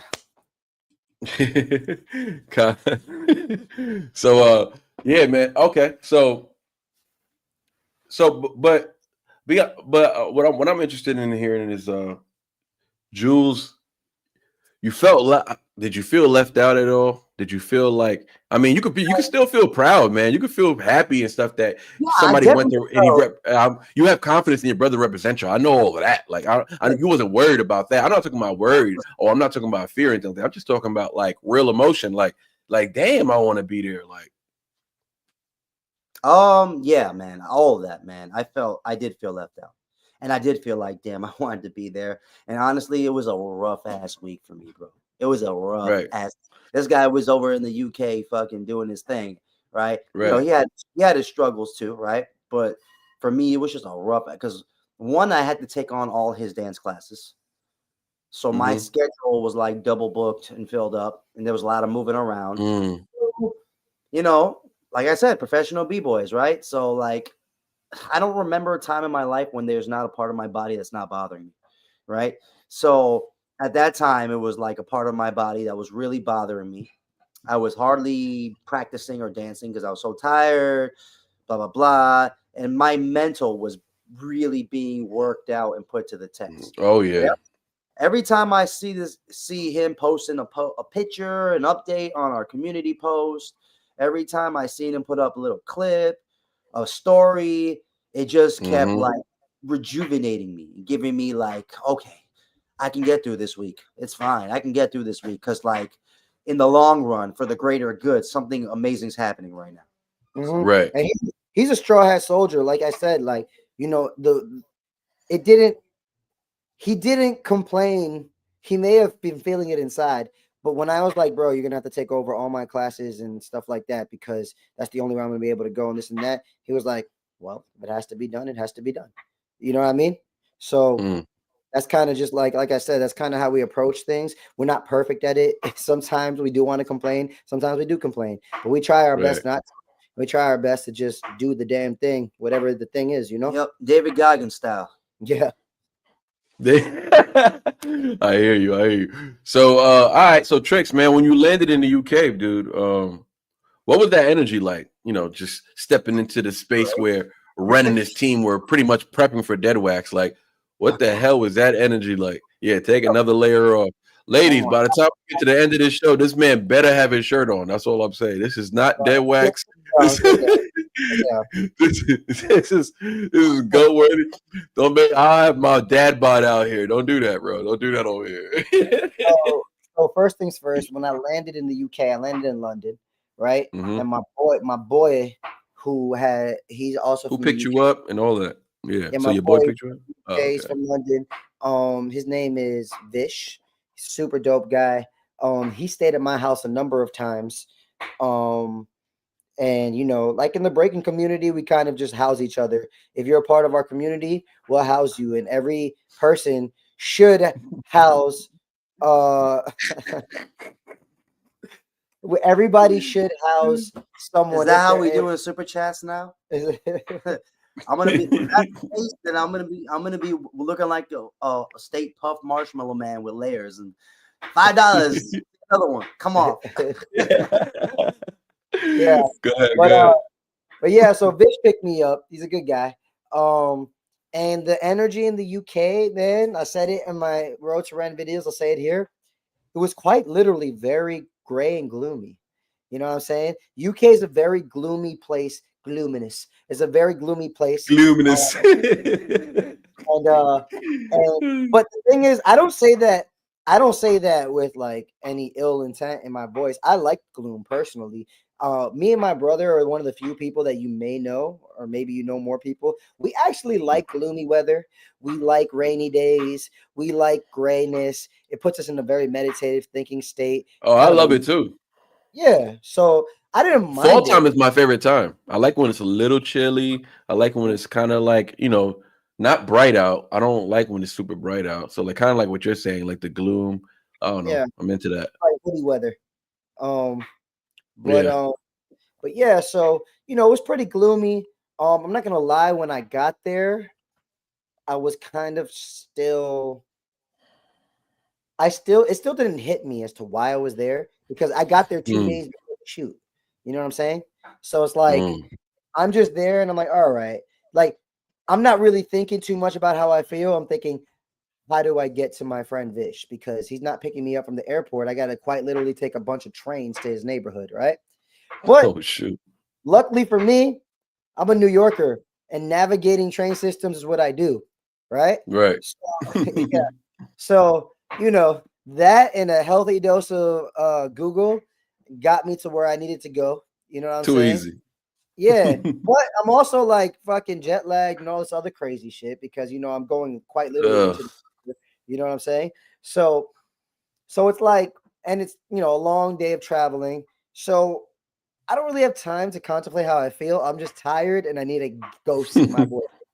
So I saw him, and you know, for those that watch Road to REN, part one, they all saw that I you know, I'd gotten my first cup of coffee there at some place called Costa's. Apparently it's called Costa, but we like to say Costa, right? And yeah. and it was fucking terrible. It was terrible. But like I figured out that like it's like a chain of coffee. It wasn't like a mom and pop shop. It's like a chain. It's quite like a Starbucks there or something like that. And B, whatever, maybe I went to the wrong one, or maybe, you know, a lot of chain places don't hold quality up. Right. It was terrible. It hurt my stomach. It wasn't made with a lot of love. Definitely not. Nice guy, but he wasn't very good at his job. Right. So whatever, you know. But I saw my boy Vish. That was cool. And I actually spent my first day right from when my boy Vish picked me up. I went to a Punjabi temple. That's an Indian kind of like religious temple of the Sikh religion, right? Because my fiance is Punjabi, right? And I'm very invested in her culture. I'm very invested in her. Obviously, she's my fiance, right? And you know, so he took me to the Sikh temple. It's called the Gurdwara, and I went there, and I quite literally went there. You know, you got to go in there. You got to take your shoes off. It's a whole experience. You got to cover your head, right? And I went there. I sat down in the temple. I prayed, right? Prayed to God, and you know, and then I went downstairs to this room called Langar, and in that. Fun fact, in that religion, Sikhism, they have their temples called Gurdwaras, and they have a kitchen, a local kitchen, and they cannot, according to their religion and their books, they cannot deny anyone a meal. Anyone could literally walk in there and get a free meal. So like homeless people be going to Gurdwaras and getting free meals, and it's like, you know, if that's your religion you practice, that's what you do. You feed people, because that's what your book told you to do, and you know all the positive things that come with doing good for other people. So after me and Vish got our prayer on, we went downstairs to Lungar and enjoyed a nice little meal, which was super dope. And yeah, it was just cool to partake in traditional cultural things that I am learning about and you know, really embracing because of my fiance. And it was cool to do that in a different country. You know what I'm saying? And it was cool to see how, like, oh wow, this is the same like where we do it back in New York. It's the same here. You know, I'm just in the UK. And don't get it twisted. It's a spiritual experience, no matter what religion you're in. If you go into a church is a church. You know what I'm saying? So, or temple's a temple, a place of worship and holiness is a place of worship and holiness. So it was a spiritual experience, and I very much enjoyed it. And that's kind of how I spent my first day there. You know what I mean? So leading up to the day, so that's why yours was a little, I guess you can say not unhinged, but like you had a long waiting period before you actually had to hit the point of like, okay, I'm here because of this auditions, quote unquote, right? Because I mean, 2 days, that's a long time for me. That's like sheesh, man. Like I need to know. There's context behind that. And I didn't mention this, so for your subscribers who don't know, after Ethan, the copyright guy, sent that email out to REN's manager Connor, right? That was like on a Friday or something. Connor didn't hit me back up until Monday morning at 5 a.m. when I was quite literally taking a piss, right? And no, you UK guys, not taking a piss like making fun of somebody. Like quite literally, I was taking a piss. Like I was peeing. Okay. Right? And I'm lost, but go ahead. that's a UK term, taking the piss. Okay. Yeah. It means making fun of somebody. It's like cutting someone's ass. It's like busting balls. Yeah. Right. But anyways, I literally using the bathroom and like my WhatsApp notification, bling, and I saw it was WhatsApp, and then all of a sudden I had like this crazy like feeling in my chest, like an exciting feeling. I'm like, what if that's Connor? And then I looked, and sure enough, it was Connor. He was like, hey bro, I'm gonna let you know, you can come, man, but I just want you to know that this is quite literally a commitment that like is a big commitment. You would have to come to the UK to do this, right?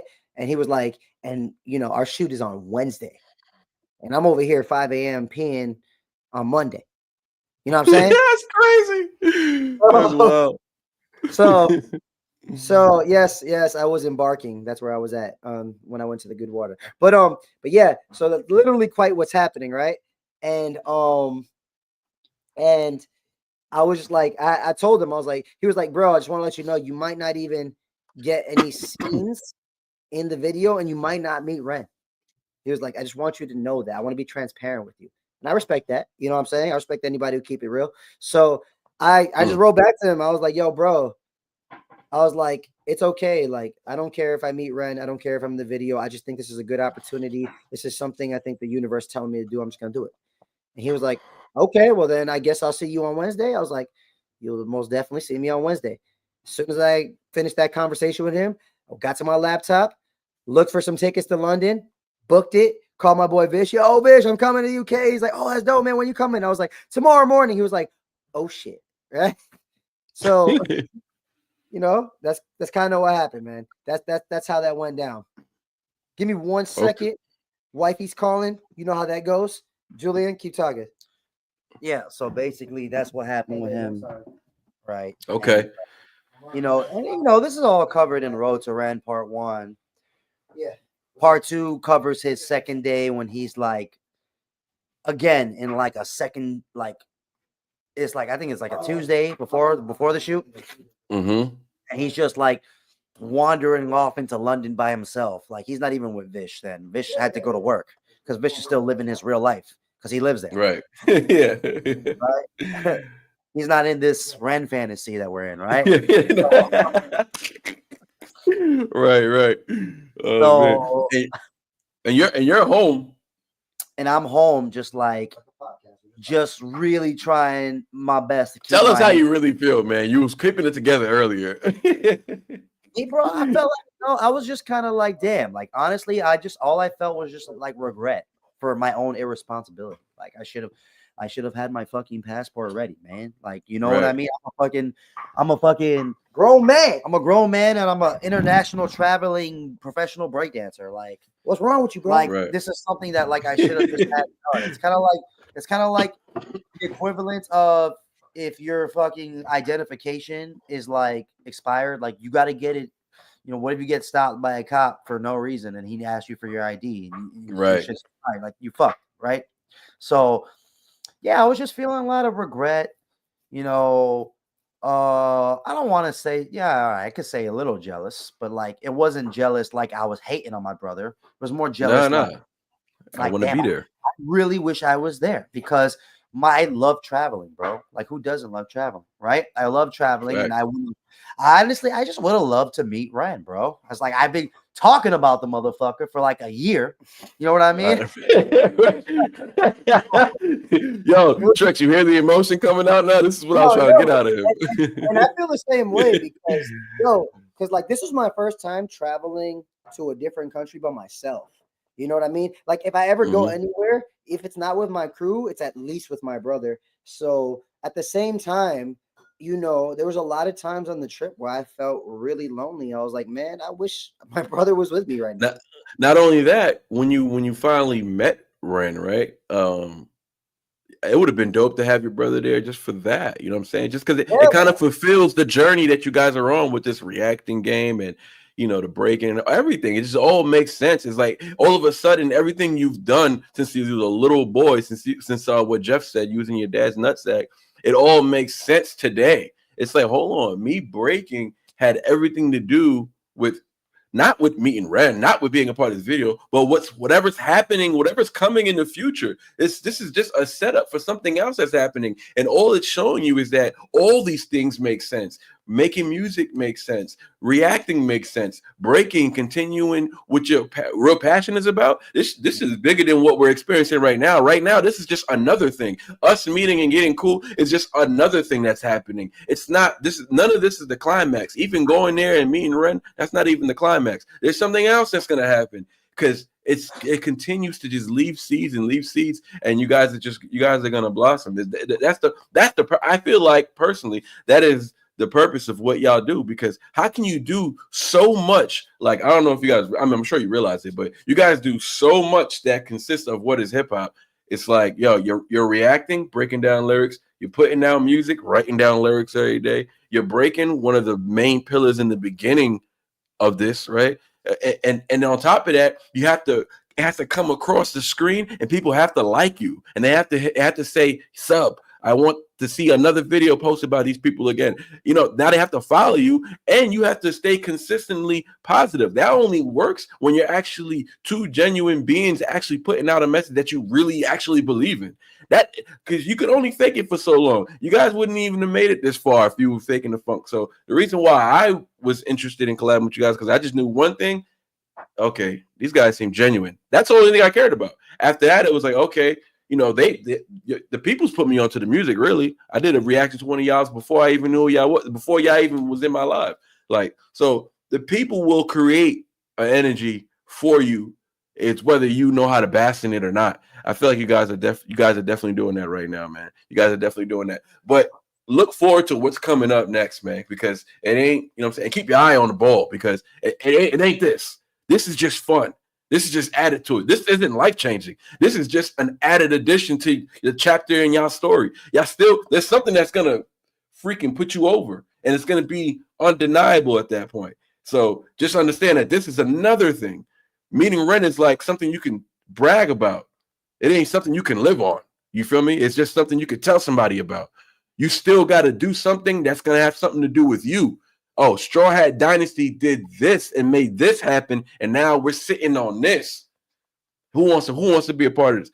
As opposed to I'm doing what I got to do, collabing with these, collabing with this one, because we're trying to be a part of this, and we're not trying to miss out on the wave. You guys are going to be creating your own wave soon, and you know what I'm saying? I'm happy to be a part of this part of the chapter when it comes to you guys, because I feel like I got my own thing happening in my own future. You feel me? But it's cool that we stay connected. You feel me? We stay connected, and and we push that message. You know what I'm saying? And that message being not Ren's message, but the message that aligns with what he's pushing, because it's all love. You know what I'm saying? My message is love. You know what I'm saying? My message is positivity. My message is uplifting the community and whatever I can do to help. That's simply is my message. You guys have a similar message. Ren has a similar message, and that's why we're here right now. Don't deny the atmosphere. You know, that energy. We didn't deny it. That's why we ended up here. You feel me? But yeah, you guys got some things happening in the future. I can see it already, man. You guys are gonna have some big things happening in the future. I appreciate that. I think that sums up the whole purpose of the trip, what you just said. Well, first things first, man, I want to say fucking thanks for saying that, bro, because sometimes you just you start to doubt yourself and you start to wonder what your purpose is. And am I making the right decisions? Am I losing myself in the process of doing reactions? Am I losing myself in the process of chasing this lead down, doing this? And, you start getting into it, I haven't been making music as much and this and that and blah, blah, blah. And you start doubting yourself. But when people like yourself and just people who, like you said, are really genuine people tell you something I see something big for you guys, and it's not this is just a piece of that story, but it's something bigger that you're going to claim for yourself. That. Yeah.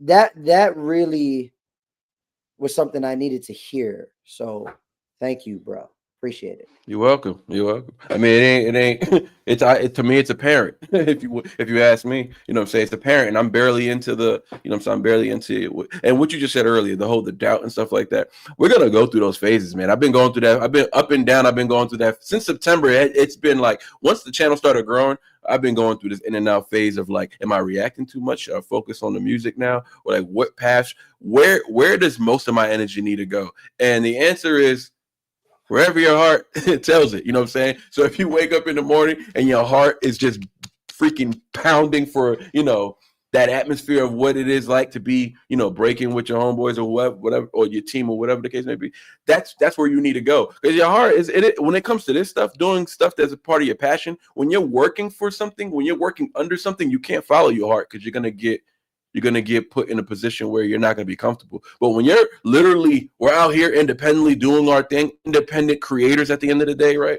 And we're doing what we're passionate about, we literally cannot fail following our heart. You know what I'm saying? Because we're literally doing what we want. We don't care what anybody says. And along the way, people do care. That's the awesome thing about it. People do care. People do support. But they support the fact that you're actually doing what you're passionate about, not that you're trying to please them. You find yourself trying to please people, they're going to catch on to it. And I'm telling you, so you'll be out the window. You'll be like another, you could forget about building something beyond that, because they're not going to buy into it. You know what I mean? That's why a lot of the conversations I had with Trix, it was just to keep it on a scale base, right? Because I want to get back to this trip that you had. The people in the chat right now, when you asked me, I forgot what you asked me exactly, but it was kind of what do I target when it comes to building the channel and stuff like that. When I said I started a Patreon or whatever the case may be, it was I started something with no intent to really profit off of it. You know what I'm saying? My intent was to find out who really rocks with me. You feel me? And so when you put a price on something, you find out who's going to put their money where their mouth is, right? And it ain't nothing wrong for those who don't put their money where their mouth is, because some can't, right? But you really get to wage out what your value is without asking people, without looking for validation. You just put out your best content. You see who rocks with you, and you get to figure out where you stand, because that helps you figure out the next move. Because before you jump into something else, you may not even be ready for that. So you might, oh, I see this channel doing this, I could do that. And then you mess around and do it, and you figure out where your misstep was. And now it's messing with your confidence and all this other stuff. And now doubt starts creeping in your mind. And that's happened to me mad times. So pour yourself into what you love to do, but pay attention to the community. Pay attention to the people who follow you. I'm not saying do what they say. I'm saying, as you're doing what you are passionate about, those who are following you, pay attention to those people. You know what I'm saying? Don't pay attention to your 16,000 subscribers, dude. I'm talking about pay attention. When you go live, pay attention to those people. You know, pay attention to the 50 to 100 people who are following you. You know what I'm saying? When you create a Patreon and there's only 20 people on there, pay a close attention to those people. They think you're worth something. That means more than what those 16,000 subscribers matter. It doesn't even outweigh. That's the crazy part about it. I can look at my subscribers like, oh man, I got 27,000 subscribers. Well, I got 500 people who follow me on Patreon. That's who I think about when I'm trying to think about my next move. When I'm live and we have 50 people in the chat, that's what I'm thinking about. Those people are the face of what my next move is going to be when it comes to my brand. So pour yourself into your community. Put them second. You know what I'm saying? You first, put your community second. And I think you guys are going to continue to grow. Because you can be stuck at a certain point if you don't realize that you're just focusing on what should I do next? Like, what's best for me next? Once you move away from that and pour yourself into your community, see what they're about, see what they're actually talking about, who's experiencing what, then I think you know what kind of content you need to be putting out and what manner you need to be putting out. What part of yourself do you need to start opening up to build a stronger connection? You know what I mean? Mm-hmm. Wow. I mean, damn. Wow. Do you do like motivational content, like talks where on your video? You should just like, I don't know if you do already. Do you just have like you just in your room right now, just doing what you just did? Like, I think a lot of people watch that. No, I don't do that. I just do that when I talk to other creators. You should be like, you could cut this. You could just cut this part out. You just cut this part out. Thumbnail could be like just you with like that or like come on son face, like listen. Come on, son. Listen to this if you doubt yourself, right? I mean, that's not to say you should try to. We're just saying what you did for us was really dope. We appreciate it, and we feel other people would appreciate it. So maybe you should do that. Yeah, maybe you should get yourself get out of the reactor wave and expand, bro. Yeah. No, I hear you. You can start a second channel. Yeah, wouldn't fuck with your algorithm. You know what I mean? Word. But yeah, man, damn, that was dope. And really, literally everything you said, I think, is just sums up the whole purpose of the trip in itself. Because, like you said, it wasn't about like having bragging rights to say that my brother met REN and trying to ride that train to more views or whatever. It was more like this is an incredible story. We want to share it with the world, and because of that story, we are seeing quite literally in real time an increase in viewership and people who are following that journey and that story, right? Which leads into people being more interested, being a lot more interested in who we are and what we bring to the table as artists. And, we think what we have as artists is stuff that, a lot of people would either like, it would add value to their lives. We put a lot of hard work into it. He mixes and masters the vocals. I shoot and edit some of our music videos. Like we're really trying to do this damn thing. And because we have these genuine eyeballs on us more than before we started sharing this experience, we're just very excited to pretty much release the very last part. Road to REN Part 3, the payoff, the everything that it's led up to, his journey, the day he arrives in Brighton and all the shit he goes through, the people he meets, the experiences he does, and yeah, like. Do you guys want to? Oh, my fault. Go ahead. Once that is seen by everybody else, that at that moment, I just want to share everything that we're about with all these people who watched that whole entire story. And do you guys have a Tricks? Do you guys have a date? Is there anything you guys want to announce when it comes to that? Because there's a lot of anticipation on that third part of Road to REN. Want to fill us in on anything? Yes, I do. I do. And I actually wanted to do it on this live. Like I wanted to make this official announcement on this live because I know that a lot of people are anticipating it. And you've become quite literally the homie super fast. So I felt like it'd be super dope to do it on your live. But so this is kind of how we're doing it, everybody. Listen up. April 8th, we're gonna officially be releasing our Patreon. That's on a Tuesday, right? So we're gonna be releasing our Patreon. Thanks, man. And Let's get it. Let's get it. I would Let's have get it. never done it if it wasn't for you, because you're the one that hit me up. Like, bro, you're crazy. Why haven't you done it? So yeah. So April 8th, we're releasing the Patreon, right? And we're tiering it similar to other Patreon, similar to yours. It's gonna be 3 different tiers, right?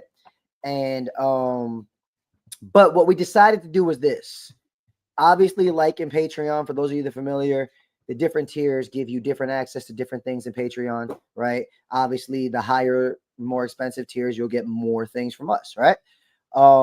We decided that regardless of the tier that you subscribe to, purchase, whatever, in our Patreon, we are going to allow everyone, starting from the day we release our Patreon, which is going to be April 8th, to the following Sunday, which will be the 13th.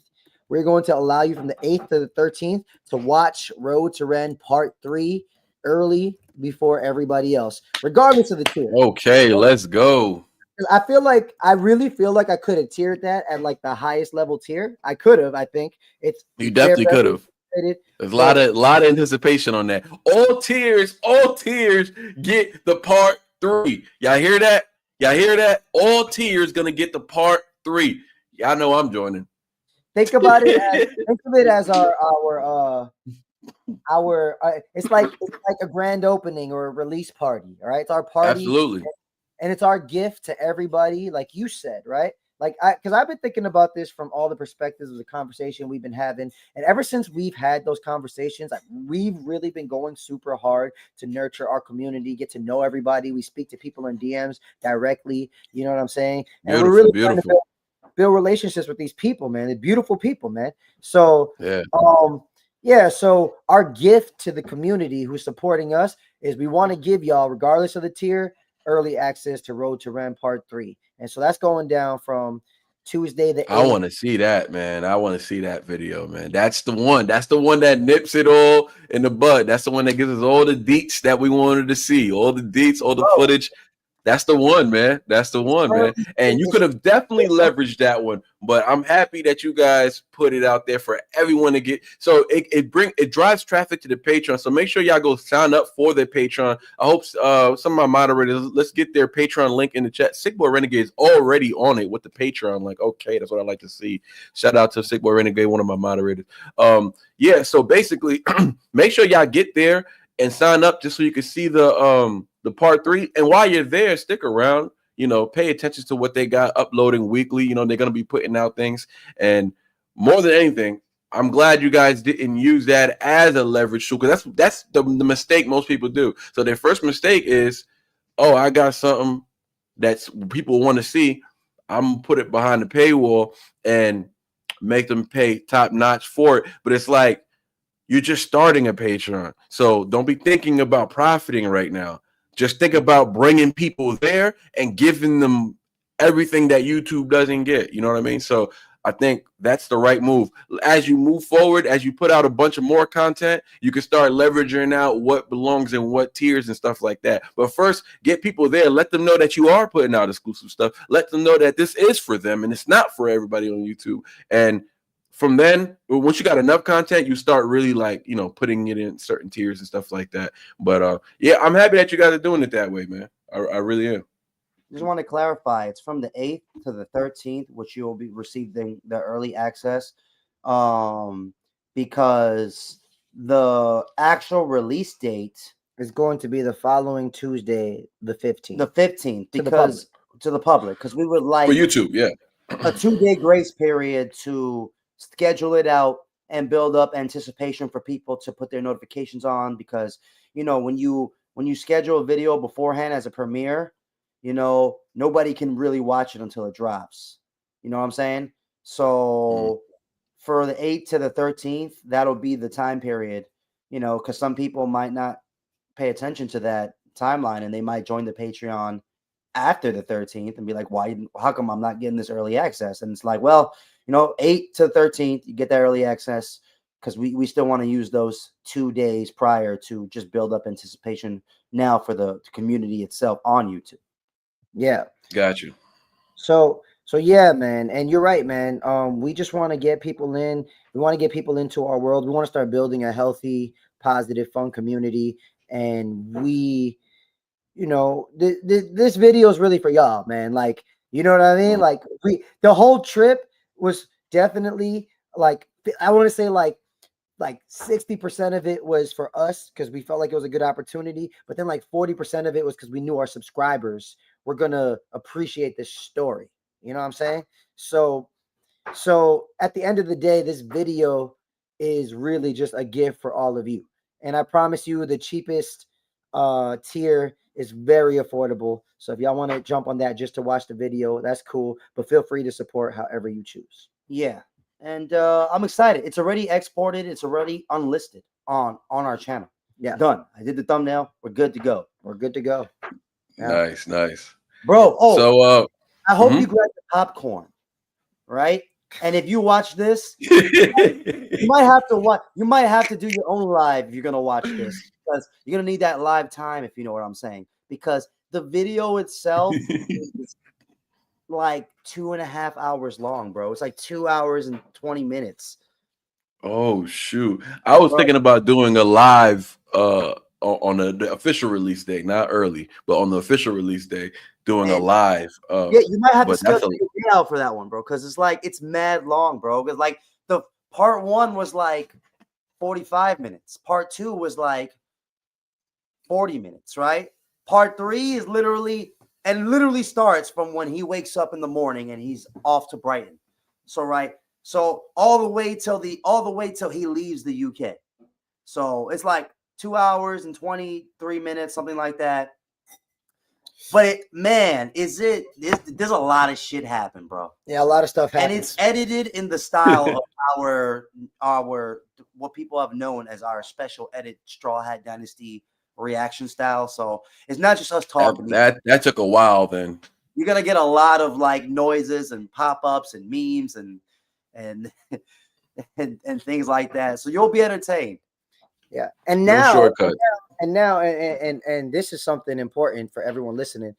I can't officially say this is a thing until I get the confirmation from Ren's team. But now that Sick Boy Dead Wax has been out for as long as it's been out, and by the time it drops, it's out even longer. And now that he's had time to premiere it, he's probably shown BTS on his Patreon. He's probably done all that. So we are more likely going to be able to show you content and scenes that we could not have shown you otherwise because it would have been considered spoiler. So that's another reason. In part 3. Exactly. That's another reason why we waited this long, because we wanted to wait till Ren had put out the actual video so that we would be more in the clear to share our experience and not worry about spoiling it. And we don't want to be those guys. You know what I'm saying? We just don't, you know? So that's another reason that it took this long. But you know, the good news is that you'll get a lot more from the video now than you would have before. Got you. Shout out to Sophia with the $2 dono. Boom, boom, boom. Appreciate you, Sophia. Appreciate you. She called me uncle earlier. I don't know what that means. I guess I'm getting old. I hit unk status, y'all. Yeah, man. We hit unk status. Well, I was gonna say, okay. So let's talk about the experience a little bit, though. Okay. Without revealing too much of what's part 3. I don't want you to give off too much. You know what I'm saying? I want that to be, you know, concealed for the part 3 official release. But to give us a little bit, I would say, what was it like?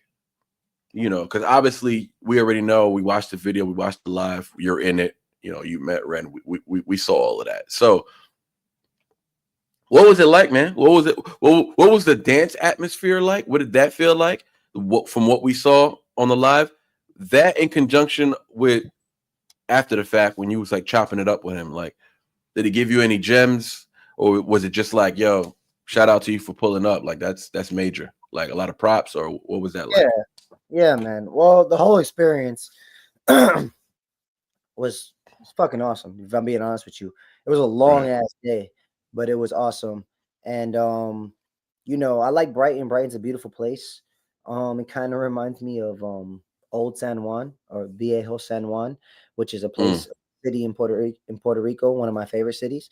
And it kind of reminds me of that, but like UK gloomy version, not like sunny tropical, but like, you know, it's a place. It's very hilly. It's got a lot of hills. It's got certain streets that are like cobblestone roads. It's got all these houses that are very close together in these like awkward pastel colors, pastel blue, pastel greens, things like that.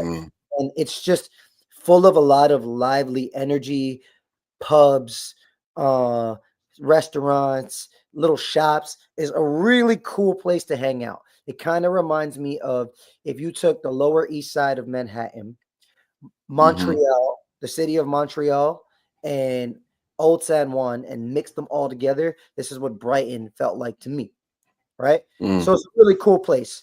So we'll start off with that. I really enjoyed Brighton. If you're wondering, yes, I had fish and chips. If you want to know if it was good, go watch the video when it comes out. All right. But yeah. So, you know, I got there, and honestly, it was awesome. Everybody in the place was super cool.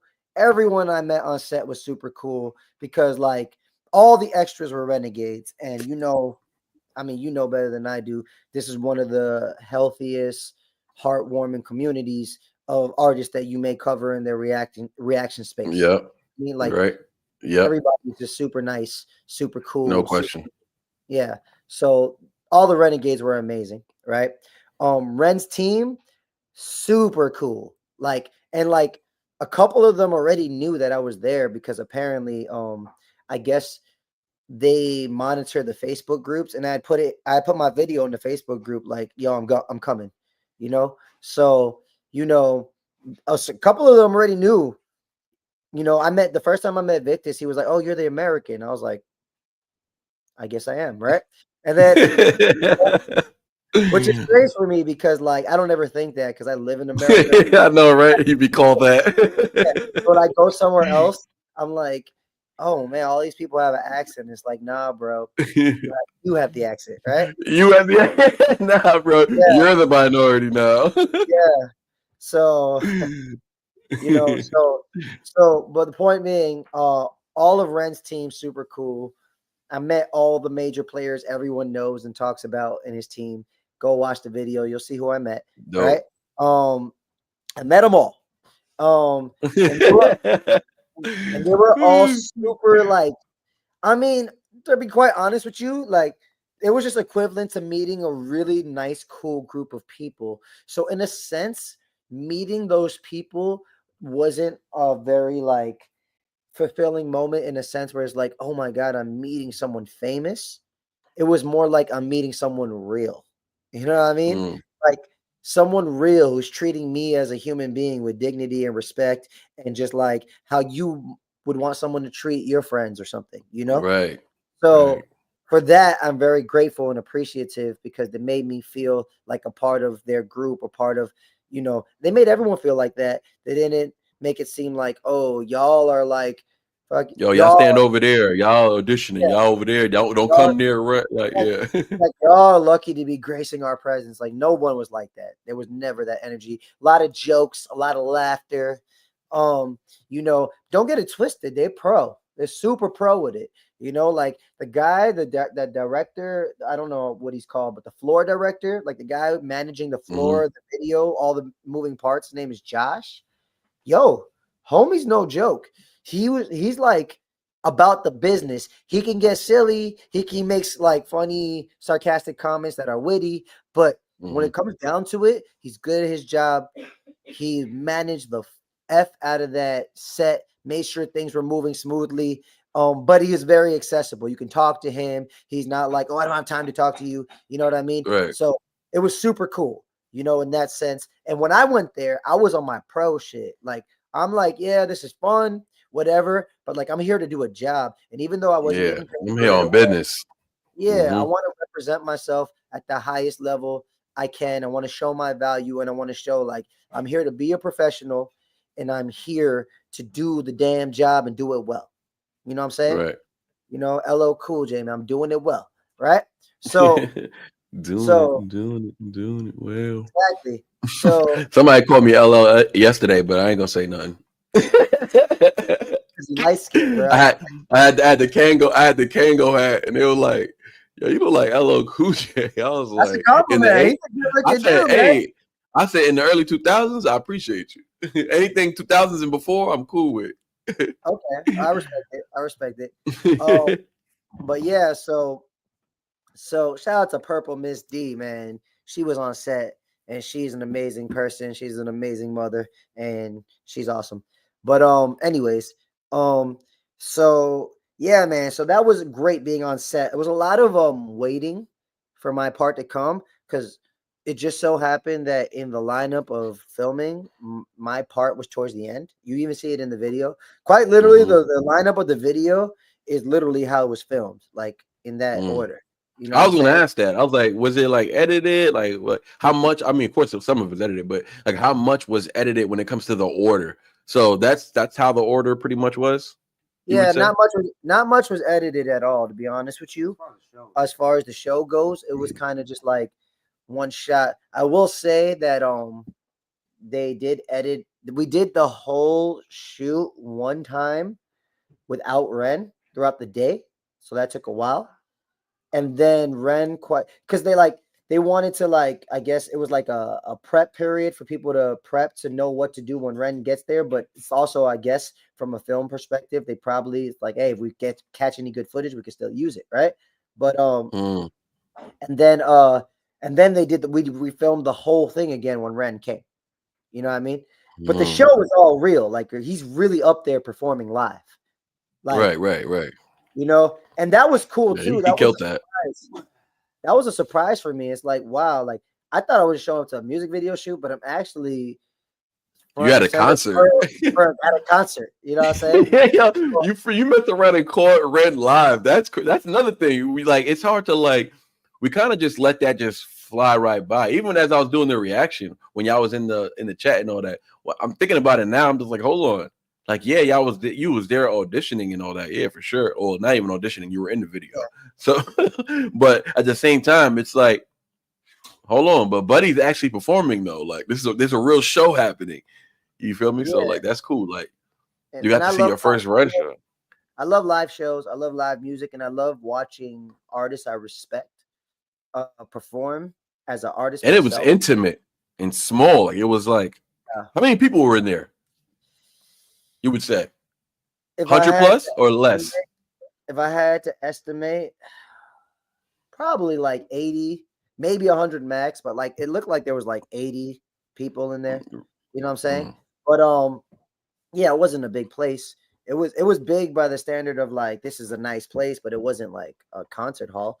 But and it was a small, like, intimate stage for sure. Like, I could have like jumped on stage and gave the dude a hug if I wanted to. You know what I'm saying?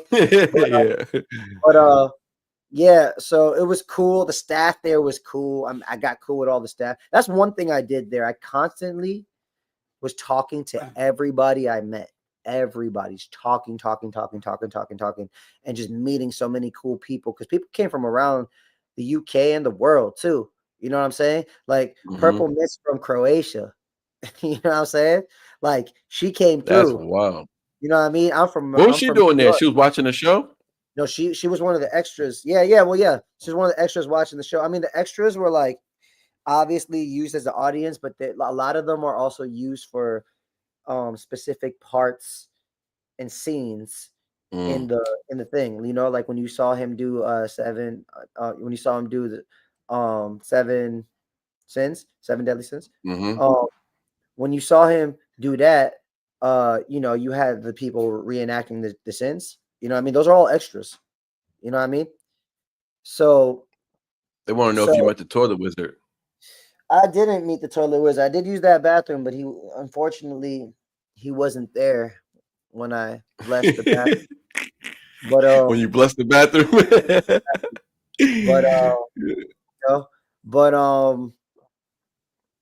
But yeah, so everyone was cool. A lot of waiting around. And then I got my boy Vish talking in my ear the whole time, right? I did see that, and I did comment on your Facebook post about it. So love. But that was amazing that he did that. He gave everybody credit who was in the video, literally, which was dope. Nice. And he like named everybody. So that's so dope. Yeah. So long story long, you know, finally my part comes. Right.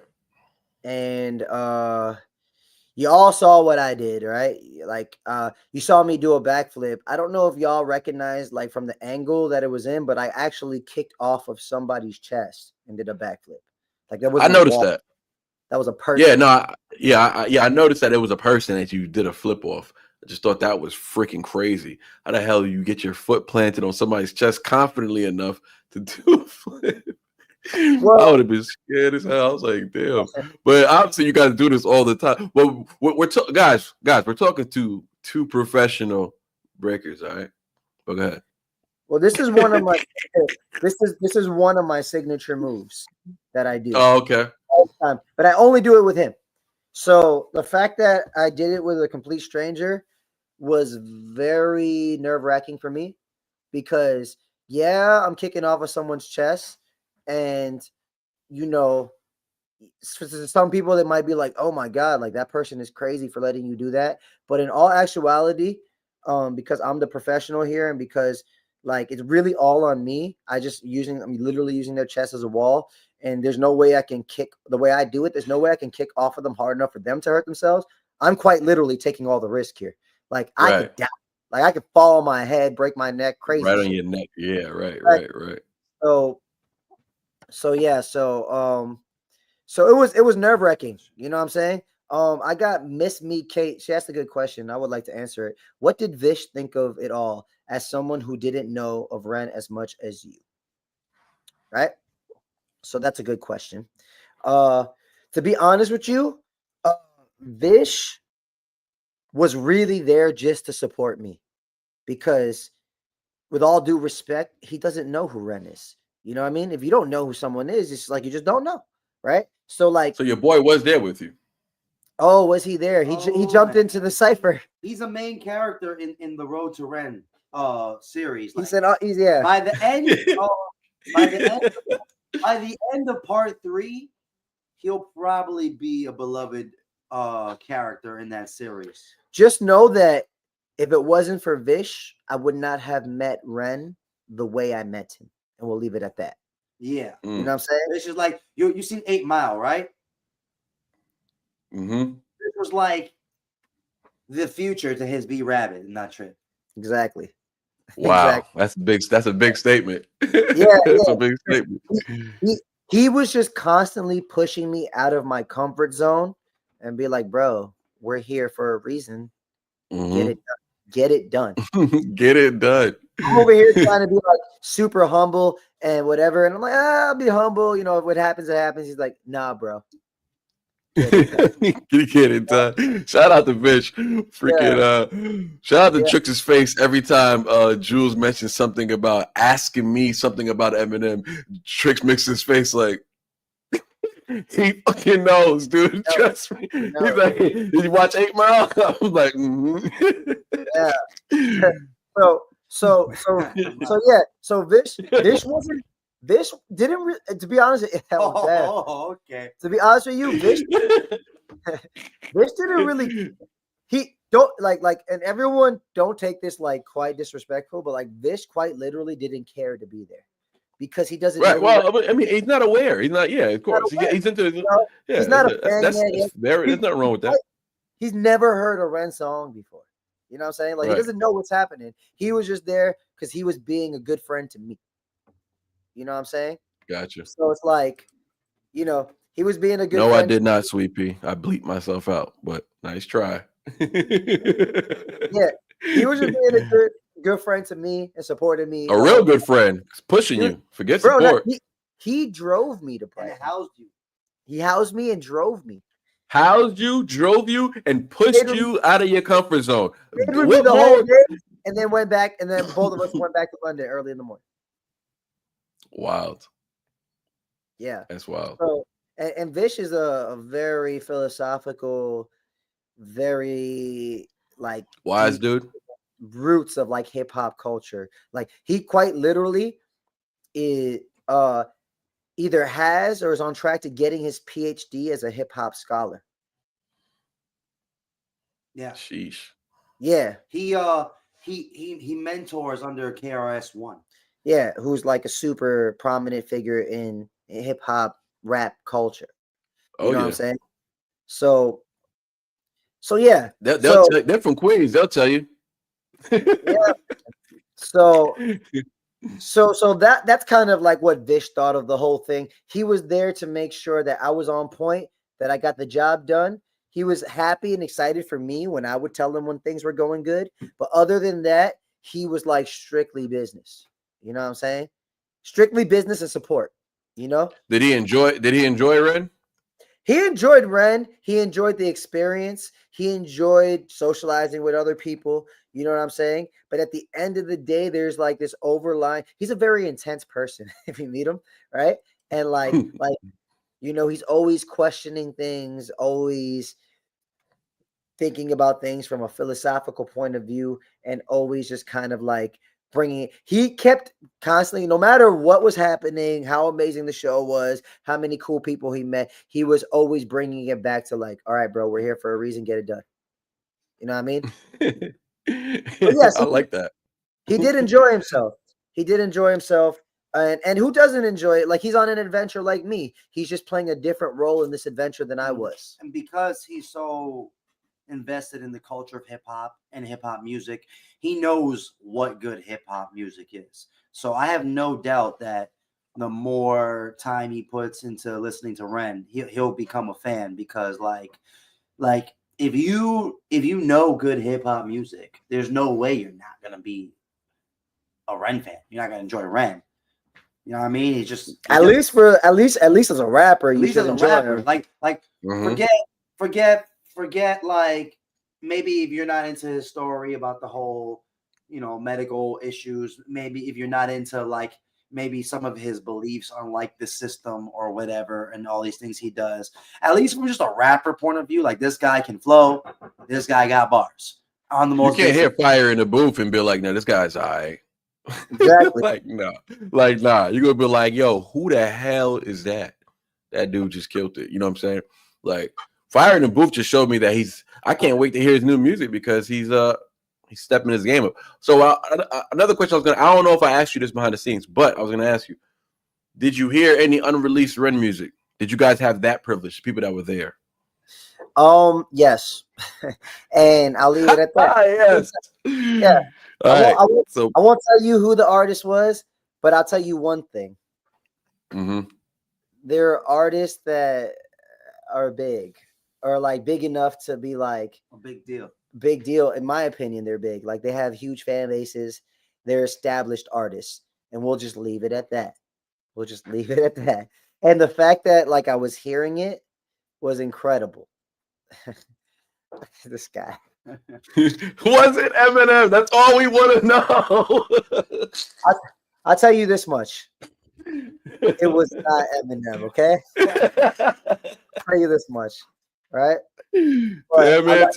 I'm not going to say anything else, because I'm not that guy.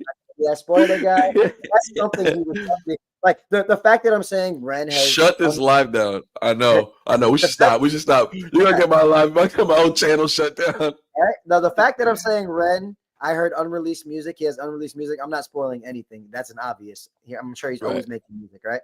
I just can't say who the artist was. I can tell you though, the songs were sick. I can tell you that Reaction community is gonna have a blast. Oh yeah. Look at this guy's face. I just remember listening to it, and I was like listening to it like deep. I'm a reactor, dog. I was listening to it deep, and I was like, I had literally like my ear literally to the speaker, literally listening to it like that. And he's just like so nonchalantly, like, oh yeah, like I'm talking about like artists with him. I'm like, yeah, man, you know this guy? He's like, oh yeah, I got a song with him. I'm like, want to hear it? I was like, yeah, like that. You know what I'm saying? That's crazy. That's crazy. So did he give you second part of the question, did he give you any gems, any advice, or is it really just chill like conversation? So when it came to chilling with Ren, he didn't really give me any gems or advice because, like, honestly, how do I put this? I wanted to be as chill and neutral myself because, like, I just want to be myself, and some people can get caught up in that that trap of getting caught up in the hype or maybe thinking about. Well, yeah, but even someone in my perspective, like a reactor, right? Sometimes we could be thinking like, oh, how can I gain from this person, right? You know what I mean? But like, I didn't want to be that person, A. B, I didn't care to be that person because at the point I'm just like, I just want to be present. I just want to enjoy this moment, and I just want to be myself. And wherever that takes me, it'll take me. You know what I mean? Maybe I'll be myself, and this guy just doesn't like me. You know, I'm not saying he does that, but like that could have been the case. But I'm like, whatever happens is gonna happen, and I didn't want to seem like someone who's opportunistic, and I didn't want to seem even like a super fan. You know what I mean? I'm a fan of Ren, but I promise you, there was people there that were way bigger fans than I am. You know what I mean? Right. Like super fans, you know? And I look at Ren more, not less from a super fan. I am a fan, but less from a super fan point of view and more from a place of like the highest level of respect. The highest as someone who is like my peer, someone who's in a position that I would love to be in one day, and most like just crazy respect for what the man has accomplished, what he's overcome, and on a success level, I'm just like, wow, like I want to achieve the same level, maybe not the same type of success, but the same level of success as this man right here. When I'm watching him on stage, I'm like less fanning out and more like, wow, look at the way he handles the mic. Look at how look at his breath control. Look at it. Because I'm an artist, so I'm looking at it from that perspective. You know what I'm saying? Right. So when I'm talking to him, he's living out our dream. Let's be real. When I'm talking to him, I'm just trying to like be myself, who is an artist talking to another artist, trying to connect on that level. That's what I was trying to do. You know, at the same time, I was just trying to be regular too. Like we could have a conversation about milk. You know, not saying that we had one about milk, but like the point is like it could be just some normal shit. You know, we had normal conversations about like, you know, food, this and that. I asked him things like, oh yeah, you know, I told him you got to come to Puerto Rico, man. You will love the food there. I was like, but you got dietary restrictions. Like, yeah, man, I got diet. So we got to little conversations about that, you know. And I think a lot of people, what they want to know in the chat, which I'll tell you right now, what's Ren like? I think a lot of people want to know that, right? Right. Ren is almost exactly like he portrays himself. How you think he's like. If you watch Ren talk in an interview, if you watch Ren, you know, perform your favorite song, that's Ren. Straight up. He's no different. Honestly, I felt like I knew him because obviously I reacted to so much of his stuff. I've seen some of his interviews. And then when I went to go talk to him, he was the same exact person. Matter of fact, you know what he was that I didn't know? He was hilarious, bro. He's funny as F, bro. He's Oh so yeah, you know who's even funnier than Ren, actually? Victor. Yeah, bro. That guy is hilarious, bro. Like That I believe. he's one of those dudes that just say whatever the hell is on his head. He's not even trying to be funny. He's just funny. You know what I'm saying? But Ren is super funny too. And like he's just a normal guy. Like when I had a conversation with him, I literally like put my hand on his shoulder and like just had a conversation with him. I'm like, yo, this is just a normal dude who is trying to get it like all of us and just trying to live his best life and fulfill his dreams. He's on the same journey as a lot of us. He's just in a different part of his journey. And I got that from like you could tell he's a man who doesn't take his success lightly, doesn't take his fan base lightly, and is grateful for every moment. And that's what I got from him, man. So Right. it was really dope, man. You know, talking to him like that. That's amazing, man. That's amazing, man. What I would have to say though, man, to wrap up this this whole ordeal, I would say you guys are doing the right thing, man. I mean, if that's not obvious, I don't know what other signs you need to do. All you have to do is put things into perspective and figure out what you want to do next. That's all. That's all there really is to it. You know what I'm saying? Don't be confused. Don't be at a roadblock or anything like that. Just figure out what you want to do next, because you're gonna, whatever it is, put your all into it, and you're gonna make the best of it anyway. So not a lot of worrying when it comes to like the next move. You know what I'm saying? I try anyways. Personally, I try not to worry about what I'm gonna do next. I just do what comes natural or what comes to me most of the time. You know what I'm saying? Until I can figure out an actual concoction of my own plan. But until then, what I'm saying is don't stop and think on the go. You know what I'm saying? So as you're trying to figure out something else, take in whatever else the universe is giving to you and let that be your motivation. That might have an answer to what's to come. You know what I'm saying? So real quick, I would have to say, you feel me? Because as creators, we're always trying to concoct something. We're creating all day, every day, and you guys got a lot of other things going on. So you're literally always creating. Your brain is like almost never asleep. You know what I mean? So once you wake up in the morning, you can't really let too much time. Like you could only let about 15 minutes go of doing nothing before you're like, all right, I gotta get started. You know what I'm saying? I gotta go at it. So that's just how your brain works. It's like you know us, bro. For real. Yeah. we may just be. I mean, we are from New York. That's just that's a hustler spirit when you're from New York. That's just how it is a lot of the time. So, no, the coffee lady lives like that. You know what I'm saying? The person who doesn't create lives how he lives. You feel me? When she has to get her ass to get to work, because when she gets out to the coffee shop, she has to make it to the warehouse and for a second job, and she's always on the go. And on top of that, she's trying to do something what we're doing on the side. So everybody's trying to do something on the side in New York. You know what I mean? Everybody's got like a little side plan or a backup plan. So everybody's always creating. We can never really shut anybody out because that's just how it is. That's how we're wired anyways, I would say. But I would say next projects, man. Is there anything you do know you have outside of part 3 that's coming up? We already know April 8th. Sign up for the Patreon. Sign up for the Straw Hat Dynasty Patreon early from April 8th to April 13th. You'll be able to get part 3 in full, 2 hours plus of some dope content that finishes up the 3 trilogy storyline that everybody wants to know. So to see some great footage, the longer the better. I'm glad it's long because that means there's more footage, more context, and just a lot more dense storytelling. So I'm with that because I think the first 2 ones were pretty short. You know what I'm saying? If I'm being honest, I think they were pretty short. Comparison to that one. You know, in comparison, but also in comparison to what I want to see is what I'm trying to tell you. So I can tell you that. I can tell you that people probably saw it and said, this was great. 40 minutes. We need a little more time than that. You know what I'm saying? People really want to take in the feeling. They want to enjoy the journey and they want to experience it with you in a way where they're like, man, because what people are thinking is, the reason why they want to be a part of this journey so much with you guys is because they know that a year or 2 or 3 from now, when you guys are at, when you guys got your 500K subs or whatever the case may be, right? They just want to be like, man, I was there from the beginning. I got people who pull up proudly in the chat like, hey, I've been here since you had like 60 something subs. I'm just like, damn.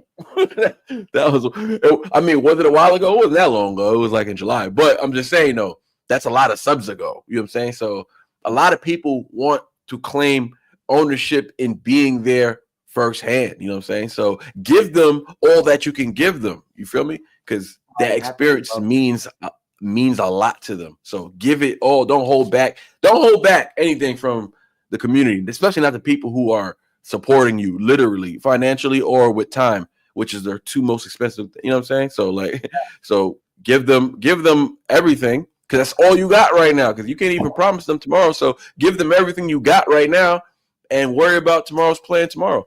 Something else will come up for sure. If you keep festering and thinking about new ideas and stuff like that, it's going to come. Or somebody else is going to come across your table with an idea to give you some time to think about what your own plan might be. So like what we're doing right now, we're just creating leeway for ourselves to create something for our next weekend when we go live again. You know what I mean? This just created, excitement. You know what I'm saying? We got to promote, we got to cross brand. We got to introduce the people to each other. You know what I'm saying? That's a beautiful thing. And then also next weekend, now you got a week to just figure out what you could do for yourselves. You know what I'm saying? But I think you guys are doing a good job, man. I think you guys are doing great. You guys are going to grow, man. You guys are going to continue growing, man. I'll be here to see it. You know what I'm saying? Whenever it's down to collab, I'm down to collab. I'm sure the people will love it. Maybe we'll do like a live, a live reaction collab or something like that. Something that's fun or whatever, something like that. I'm sure the people would love to see that. But soon, don't get it twisted. We're gonna be getting together in person soon. That's really what we're trying to get to. So, that's what the boys.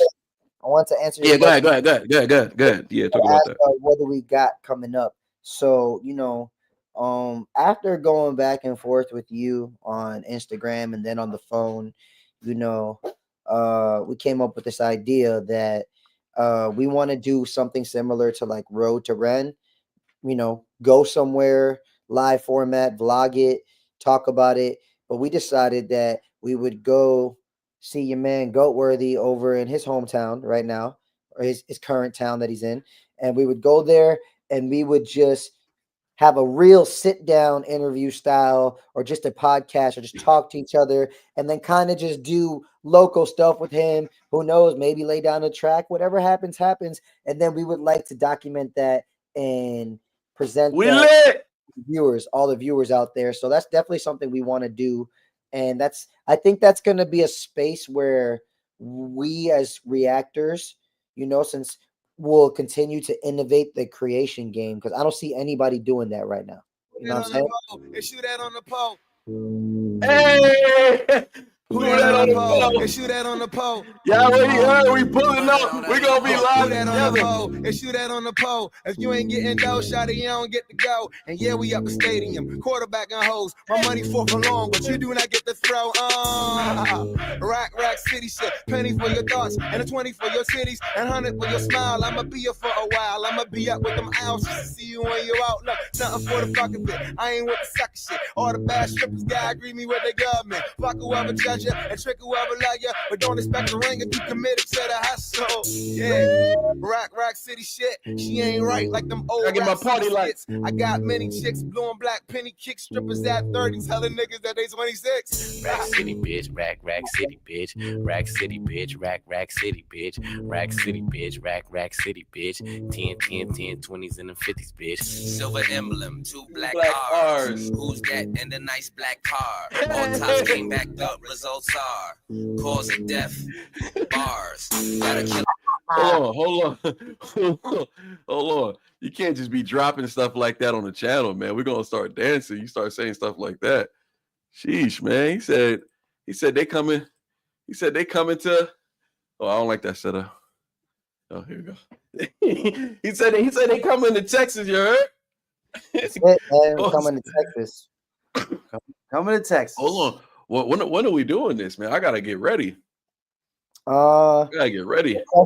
I gotta figure out when I gotta do it too. Yo, you fuck with nice. You fuck with Aaron May? Aaron May? I don't know what that is. Bro, he's from Houston. He's a rapper from Houston. Oh no, I don't know a lot of people out here, to be honest with you. But like he's like one of those very like he has a very solid fan base. Like, he's like at that level where he's probably like making a living from traveling and doing shows, right? I can find out quick because I got a lot of homeboys out here. I'm just saying he's fucking dope. I fuck with him heavy. Like, okay, he's a rapper though. Yeah, he's a hip hop artist. He's nice. He's nice. He's nice. I think you would like him. Yeah, he's nice. He's got a good sound, very melodic, but also can rap his ass off. He kind of sounds like J. Cole, in my opinion, certain songs. But Okay. he's nice. Yeah, he's nice. He's nice. He's nice. All right, bet. He has like that cross fusion between like lo-fi, but like dirty South trap kind of thing going on. Yeah. Okay. Also, everyone at home, it's taken forever, but it's quite there. We're releasing a new music video, which the Patreon members, we'll probably have to tear that one out. But the Patreon members will also get early access to the new music video coming out. For those of you that like our music, that have checked out our music before, a bunch of you have supported us in that. We appreciate it. Shot and edited by us. Yep. Mixed, mastered, Oh, nice. recorded by us, shot and edited by us. What's the name of it? It's called Over the Ledge. Over the Ledge. Oh, Off the Ledge. Off the Ledge. Sorry. Off the Ledge. Yep. So Let me get my little guy back in here. Okay. Okay. So Off the Ledge is the new single coming out soon. Is it from a project, or is it just y'all kind of going like single, like record for record, pretty much just putting it out, slowly building? We're just going record for record. I mean, we got a decent amount of music out there, but to be honest with you, we have a goal, which I'm being honest with you, we're a little set back on it now, but we'll get back on it. It's all good. And we're trying to release at least one single every month for at least 8 months right now. And then we want to hit everybody with an album. Okay, nice. So when y'all step out here, man, I'm gonna have to reach out to my studio, man. We're gonna have stuff booked. At least one night, we just go crazy for a few hours and just, record. We could bring our camera shit. We could do a song and shoot the video all on the same trip. Lit. Let's do it. Hey, y'all heard it here first, man. Go where the strawhat-dynasty, man. We're gonna be collabing bigger. It's bigger than reactions, dog. It's bigger than reactions. We doing reactions. We making music. We shooting videos. We in the studio. We gonna vlog and record the whole thing, man. You hear me? Road to Goat Worthy is what they called it. I just made that up. I don't know. Road to the Goat.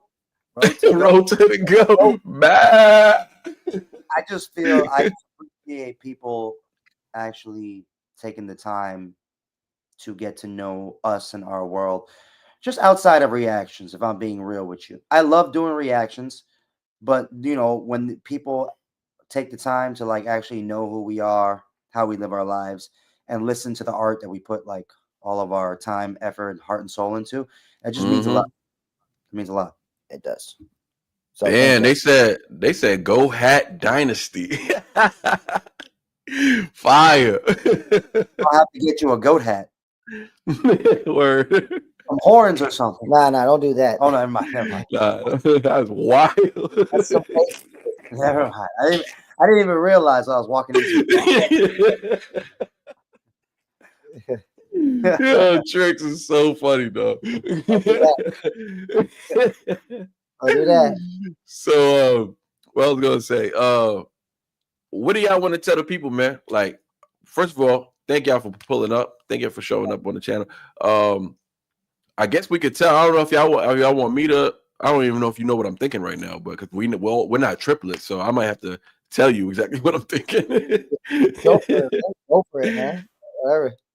So I don't know about next week or the week after. I'm not really sure. We'll have to figure it out, but we'll be doing this again, man. I'll be appearing on the strawhat-dynasty channel, and we'll be doing something like this again. But I guess the roles will be reversed. They'll be asking me a few questions, and we'll try to make it as interesting as possible.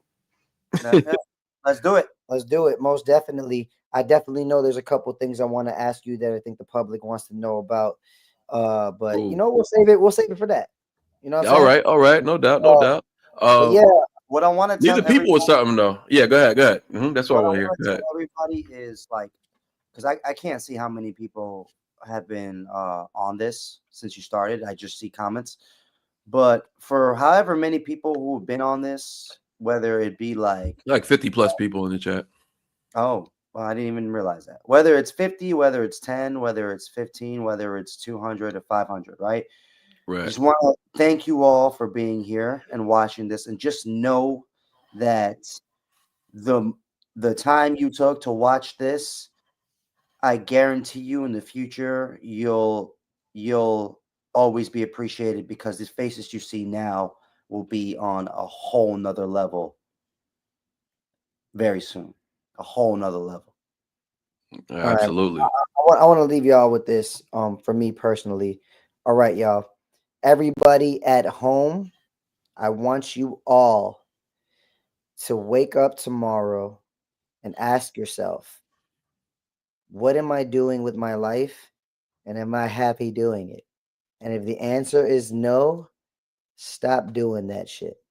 Okay? Mm-hmm. That's all I want to say to y'all. All right? Don't be scared to chase your passion, to chase your dream. Don't be scared to do it. It's scary. Actually, it's okay to be scared, but do it anyway. All right? Because we can never become the next level of ourselves without feeling a certain level of discomfort. We got to go through it. All right? Because if you never felt uncomfortable, you'd be doing the same stuff every day and you would never grow as a human being. So don't be scared to go into the unknown and be uncomfortable. All right. I'm not telling you to quit your job tomorrow and then just start doing your passion. All right. I'm telling you, be calculated about how you want to go about doing your passion. Right. Don't worry about the time limit. Don't worry about how long it's going to take. Don't worry about, am I too old? Am I too young? Am I not this enough, that enough? Don't worry about any of that. Just do. I'm just going to say it. Just like Nike, just do it. All right, whatever it is, whatever it needs to be done, whatever needs to be done, just do it. Because I promise you that at the end of the day, after you did it, you will feel so much better about yourself. You'll feel so much better about your life. You will be so happy you did it. And someone said this, I'm paraphrasing right now, but the pain of regret cuts way deeper than the discomfort you feel when you just do it. You know what I'm saying? So just do it. Right. And I really want y'all to really try to find it with the courage within yourself to really go for it. Right. Even if it feels like you're not doing it, but you're still making that move. It may not feel like it at the moment. Just do it. And that's just what I want to say, man. That's it. Appreciate that, man. Closing words, wise words from the twins. Wise words. I appreciate that.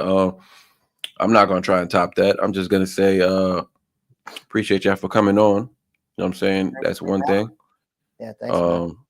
It was a pleasure to have you guys on here. It'll be even more pleasure to be on your show soon. Yeah, this was fun, man. And it'll be even more pleasure to get together in person and create whatever it may be, create. And I just want to touch on what Jewel said earlier.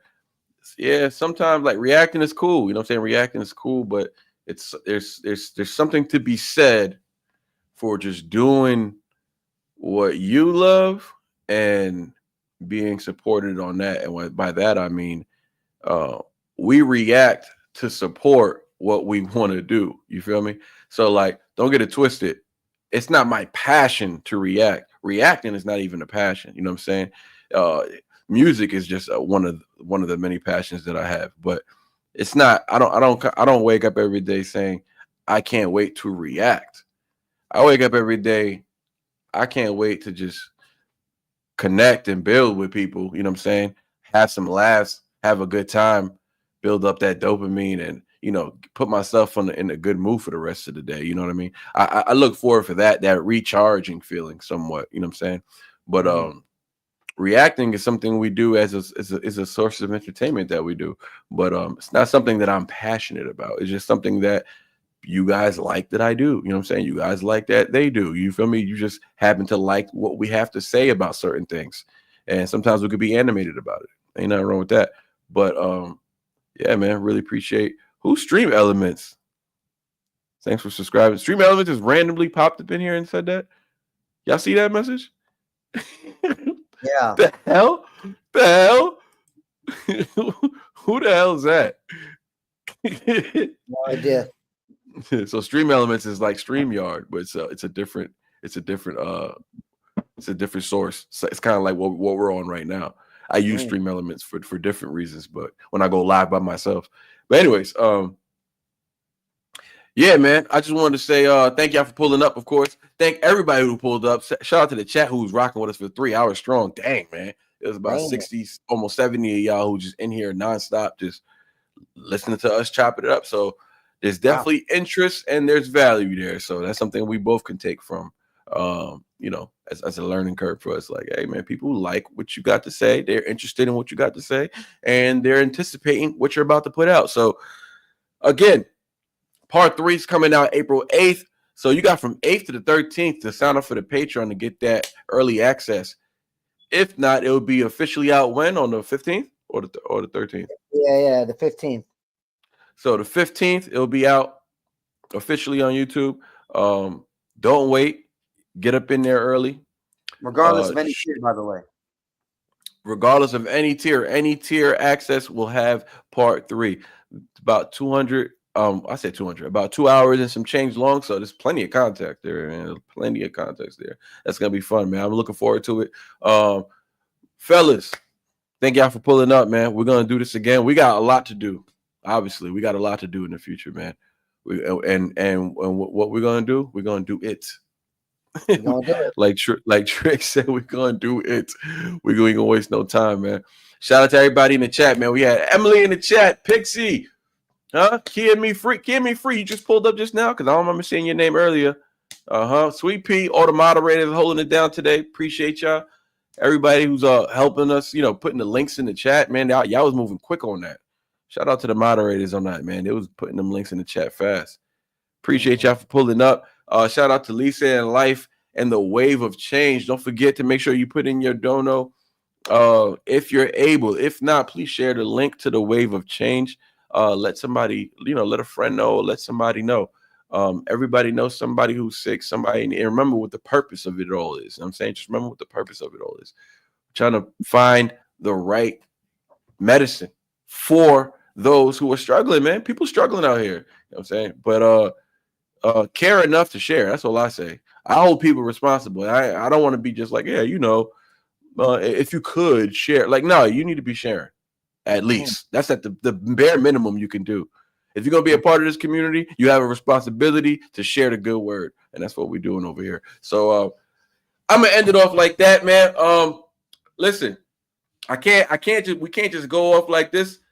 You know, it's always gotta be a party. The people demand that you get off your seat and bust out some dance moves. That's what we do over here, man. So y'all got a responsibility.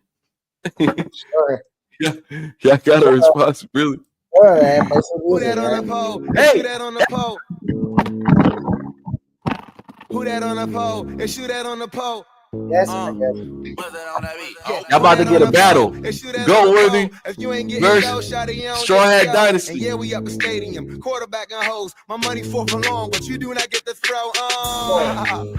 Rack city shit. Penny for your thoughts and a 20 for your cities and 100 for your smile. I'ma be here for a while. I'ma be here with the gals. See you when you out. Look, something for the fucking bit. I ain't with the suck shit. All the bad strippers gotta greet me with their government. Fuck whoever judge ya and trick whoever like ya, but don't expect the ring. If you committed to the hustle, yeah. Rack city shit. She ain't right like them old rap city skits. I got many chicks, blue and black penny sticks. 30 telling niggas that they 26. Rack city bitch, rack city bitch, rack city bitch, rack city bitch, rack city bitch, rack city bitch, 10, 20s and the 50s bitch. Silver emblem, 2 black R's. Who's that in the nice black car? All tops came back, the results are cause of death. Bars, gotta kill a foe from the llama. Gotta kill a hoe, half Colombiana, half Dominicana. Poke out from Bahana, work out a little bit, get the rest from my mama. Black city bitch, black out of 03. California King Kush, black out from OG. You made your deathbed, now laying there.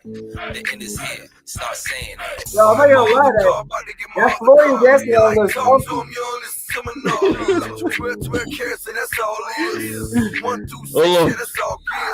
Oh, You putting that work in right now, bro. Yeah, I've been working on that. I've been working on that one for a while. from our conversations before. You see what I'm saying? Cause Yeah, of death. Worm. The worm almost killed me. Yeah, the worm almost killed me. Oh, Man. yeah, I just had to show y'all real quick, you know what I'm saying, what I'm working with. I mean, yeah, man. You We feel could definitely Collab on something. I could definitely leave your area and leave you with some extra moves for sure. I got you. How about this? How about this? How about this? How about we do this? Let's do. Y'all let's teaching me how to break? try to have you try with my help a backflip by the time I leave. A backflip? Are you insane? That's where we're starting at? Listen, Is that where bro. we're starting at? I'm a professional. I teach people all the time. I teach kids. If I could teach a little kid how to do a backflip in like 2 seconds, I could teach a grown ass how to do it too. I got you. Yeah, what y'all think? I'm gonna be able to do a backflip or what? Yeah, man. Hey. Who wants to see Goat Work to do a backflip with my help? Who wants to see him do it? Assisted backflip. Oh man! Oh, an assisted backflip? Yeah, we'll make it happen. We'll make it happen. Yeah. Somebody said Manny pushing 40. That's wild. Oh shoot! I wouldn't do it if I didn't think he'd be fine. Yeah, I can do a backflip. Hey, look, listen, as rough that might have looked just now, I'm pretty athletic. Pretty athletic, man. There you go. From New York, we played every sport growing up. You know how it is. They asked if you could touch your toes. Can I touch my toe? Let me see. Oh, he's gonna go for it. Huh? Oh, he's going for it. Just like this, right? Yeah. I think you can do it. Oh, nice. Oh, dexterity. Too easy. And I'm flexible. There you go. Yeah. What else y'all want to see? Not gonna be it. That backflip not gonna be that hard. Wait, that all it takes? What you mean the backflip ain't gonna be that hard? Because I touched my toes. Oh, man. If you didn't touch your toes, there's gonna be more of a challenge for sure. We need you around, Manny. Everybody worried about me in the chat. All right. I just had to make sure I ended it on a positive note. You know what I'm saying? A little dance move. Hey, did y'all dance? I wasn't even paying attention. We were dancing. But we were kind of also like just admiring your moves. I was just like at the commitment levels. The commitment levels was very impressive. Oh, okay, cool. I appreciate that. I mean, that happens a lot. People do get, stuck in awe once I start pulling out one of the, you know what I'm saying? This isn't no Raygun. This is like some top level stuff I just did just now. You feel me? Hey, how about this? When y'all come to Texas, let's see if y'all can get me to do a few basic break moves, man. Yeah, definitely. But I'm not joking about this backflip. But yes, definitely. I'm trying to move away from the backflip. and I promise everyone in the chat, when we go to Texas, we will throw down some serious moves for y'all. Whether it be live or whether we do it on a vlog, we'll do it. I promise. We'll do it in that exact room that he's in right now. All right, man. Appreciate you for pulling up, man. It was fun. Had a blast, man. Great conversation. Thanks for letting us in on the insights and all the behind the scenes things. Looking forward to part 3, of course. Like I said, sign up for the Patreon, April 8th to the 13th. You get a quick early access, little peekaboo, right?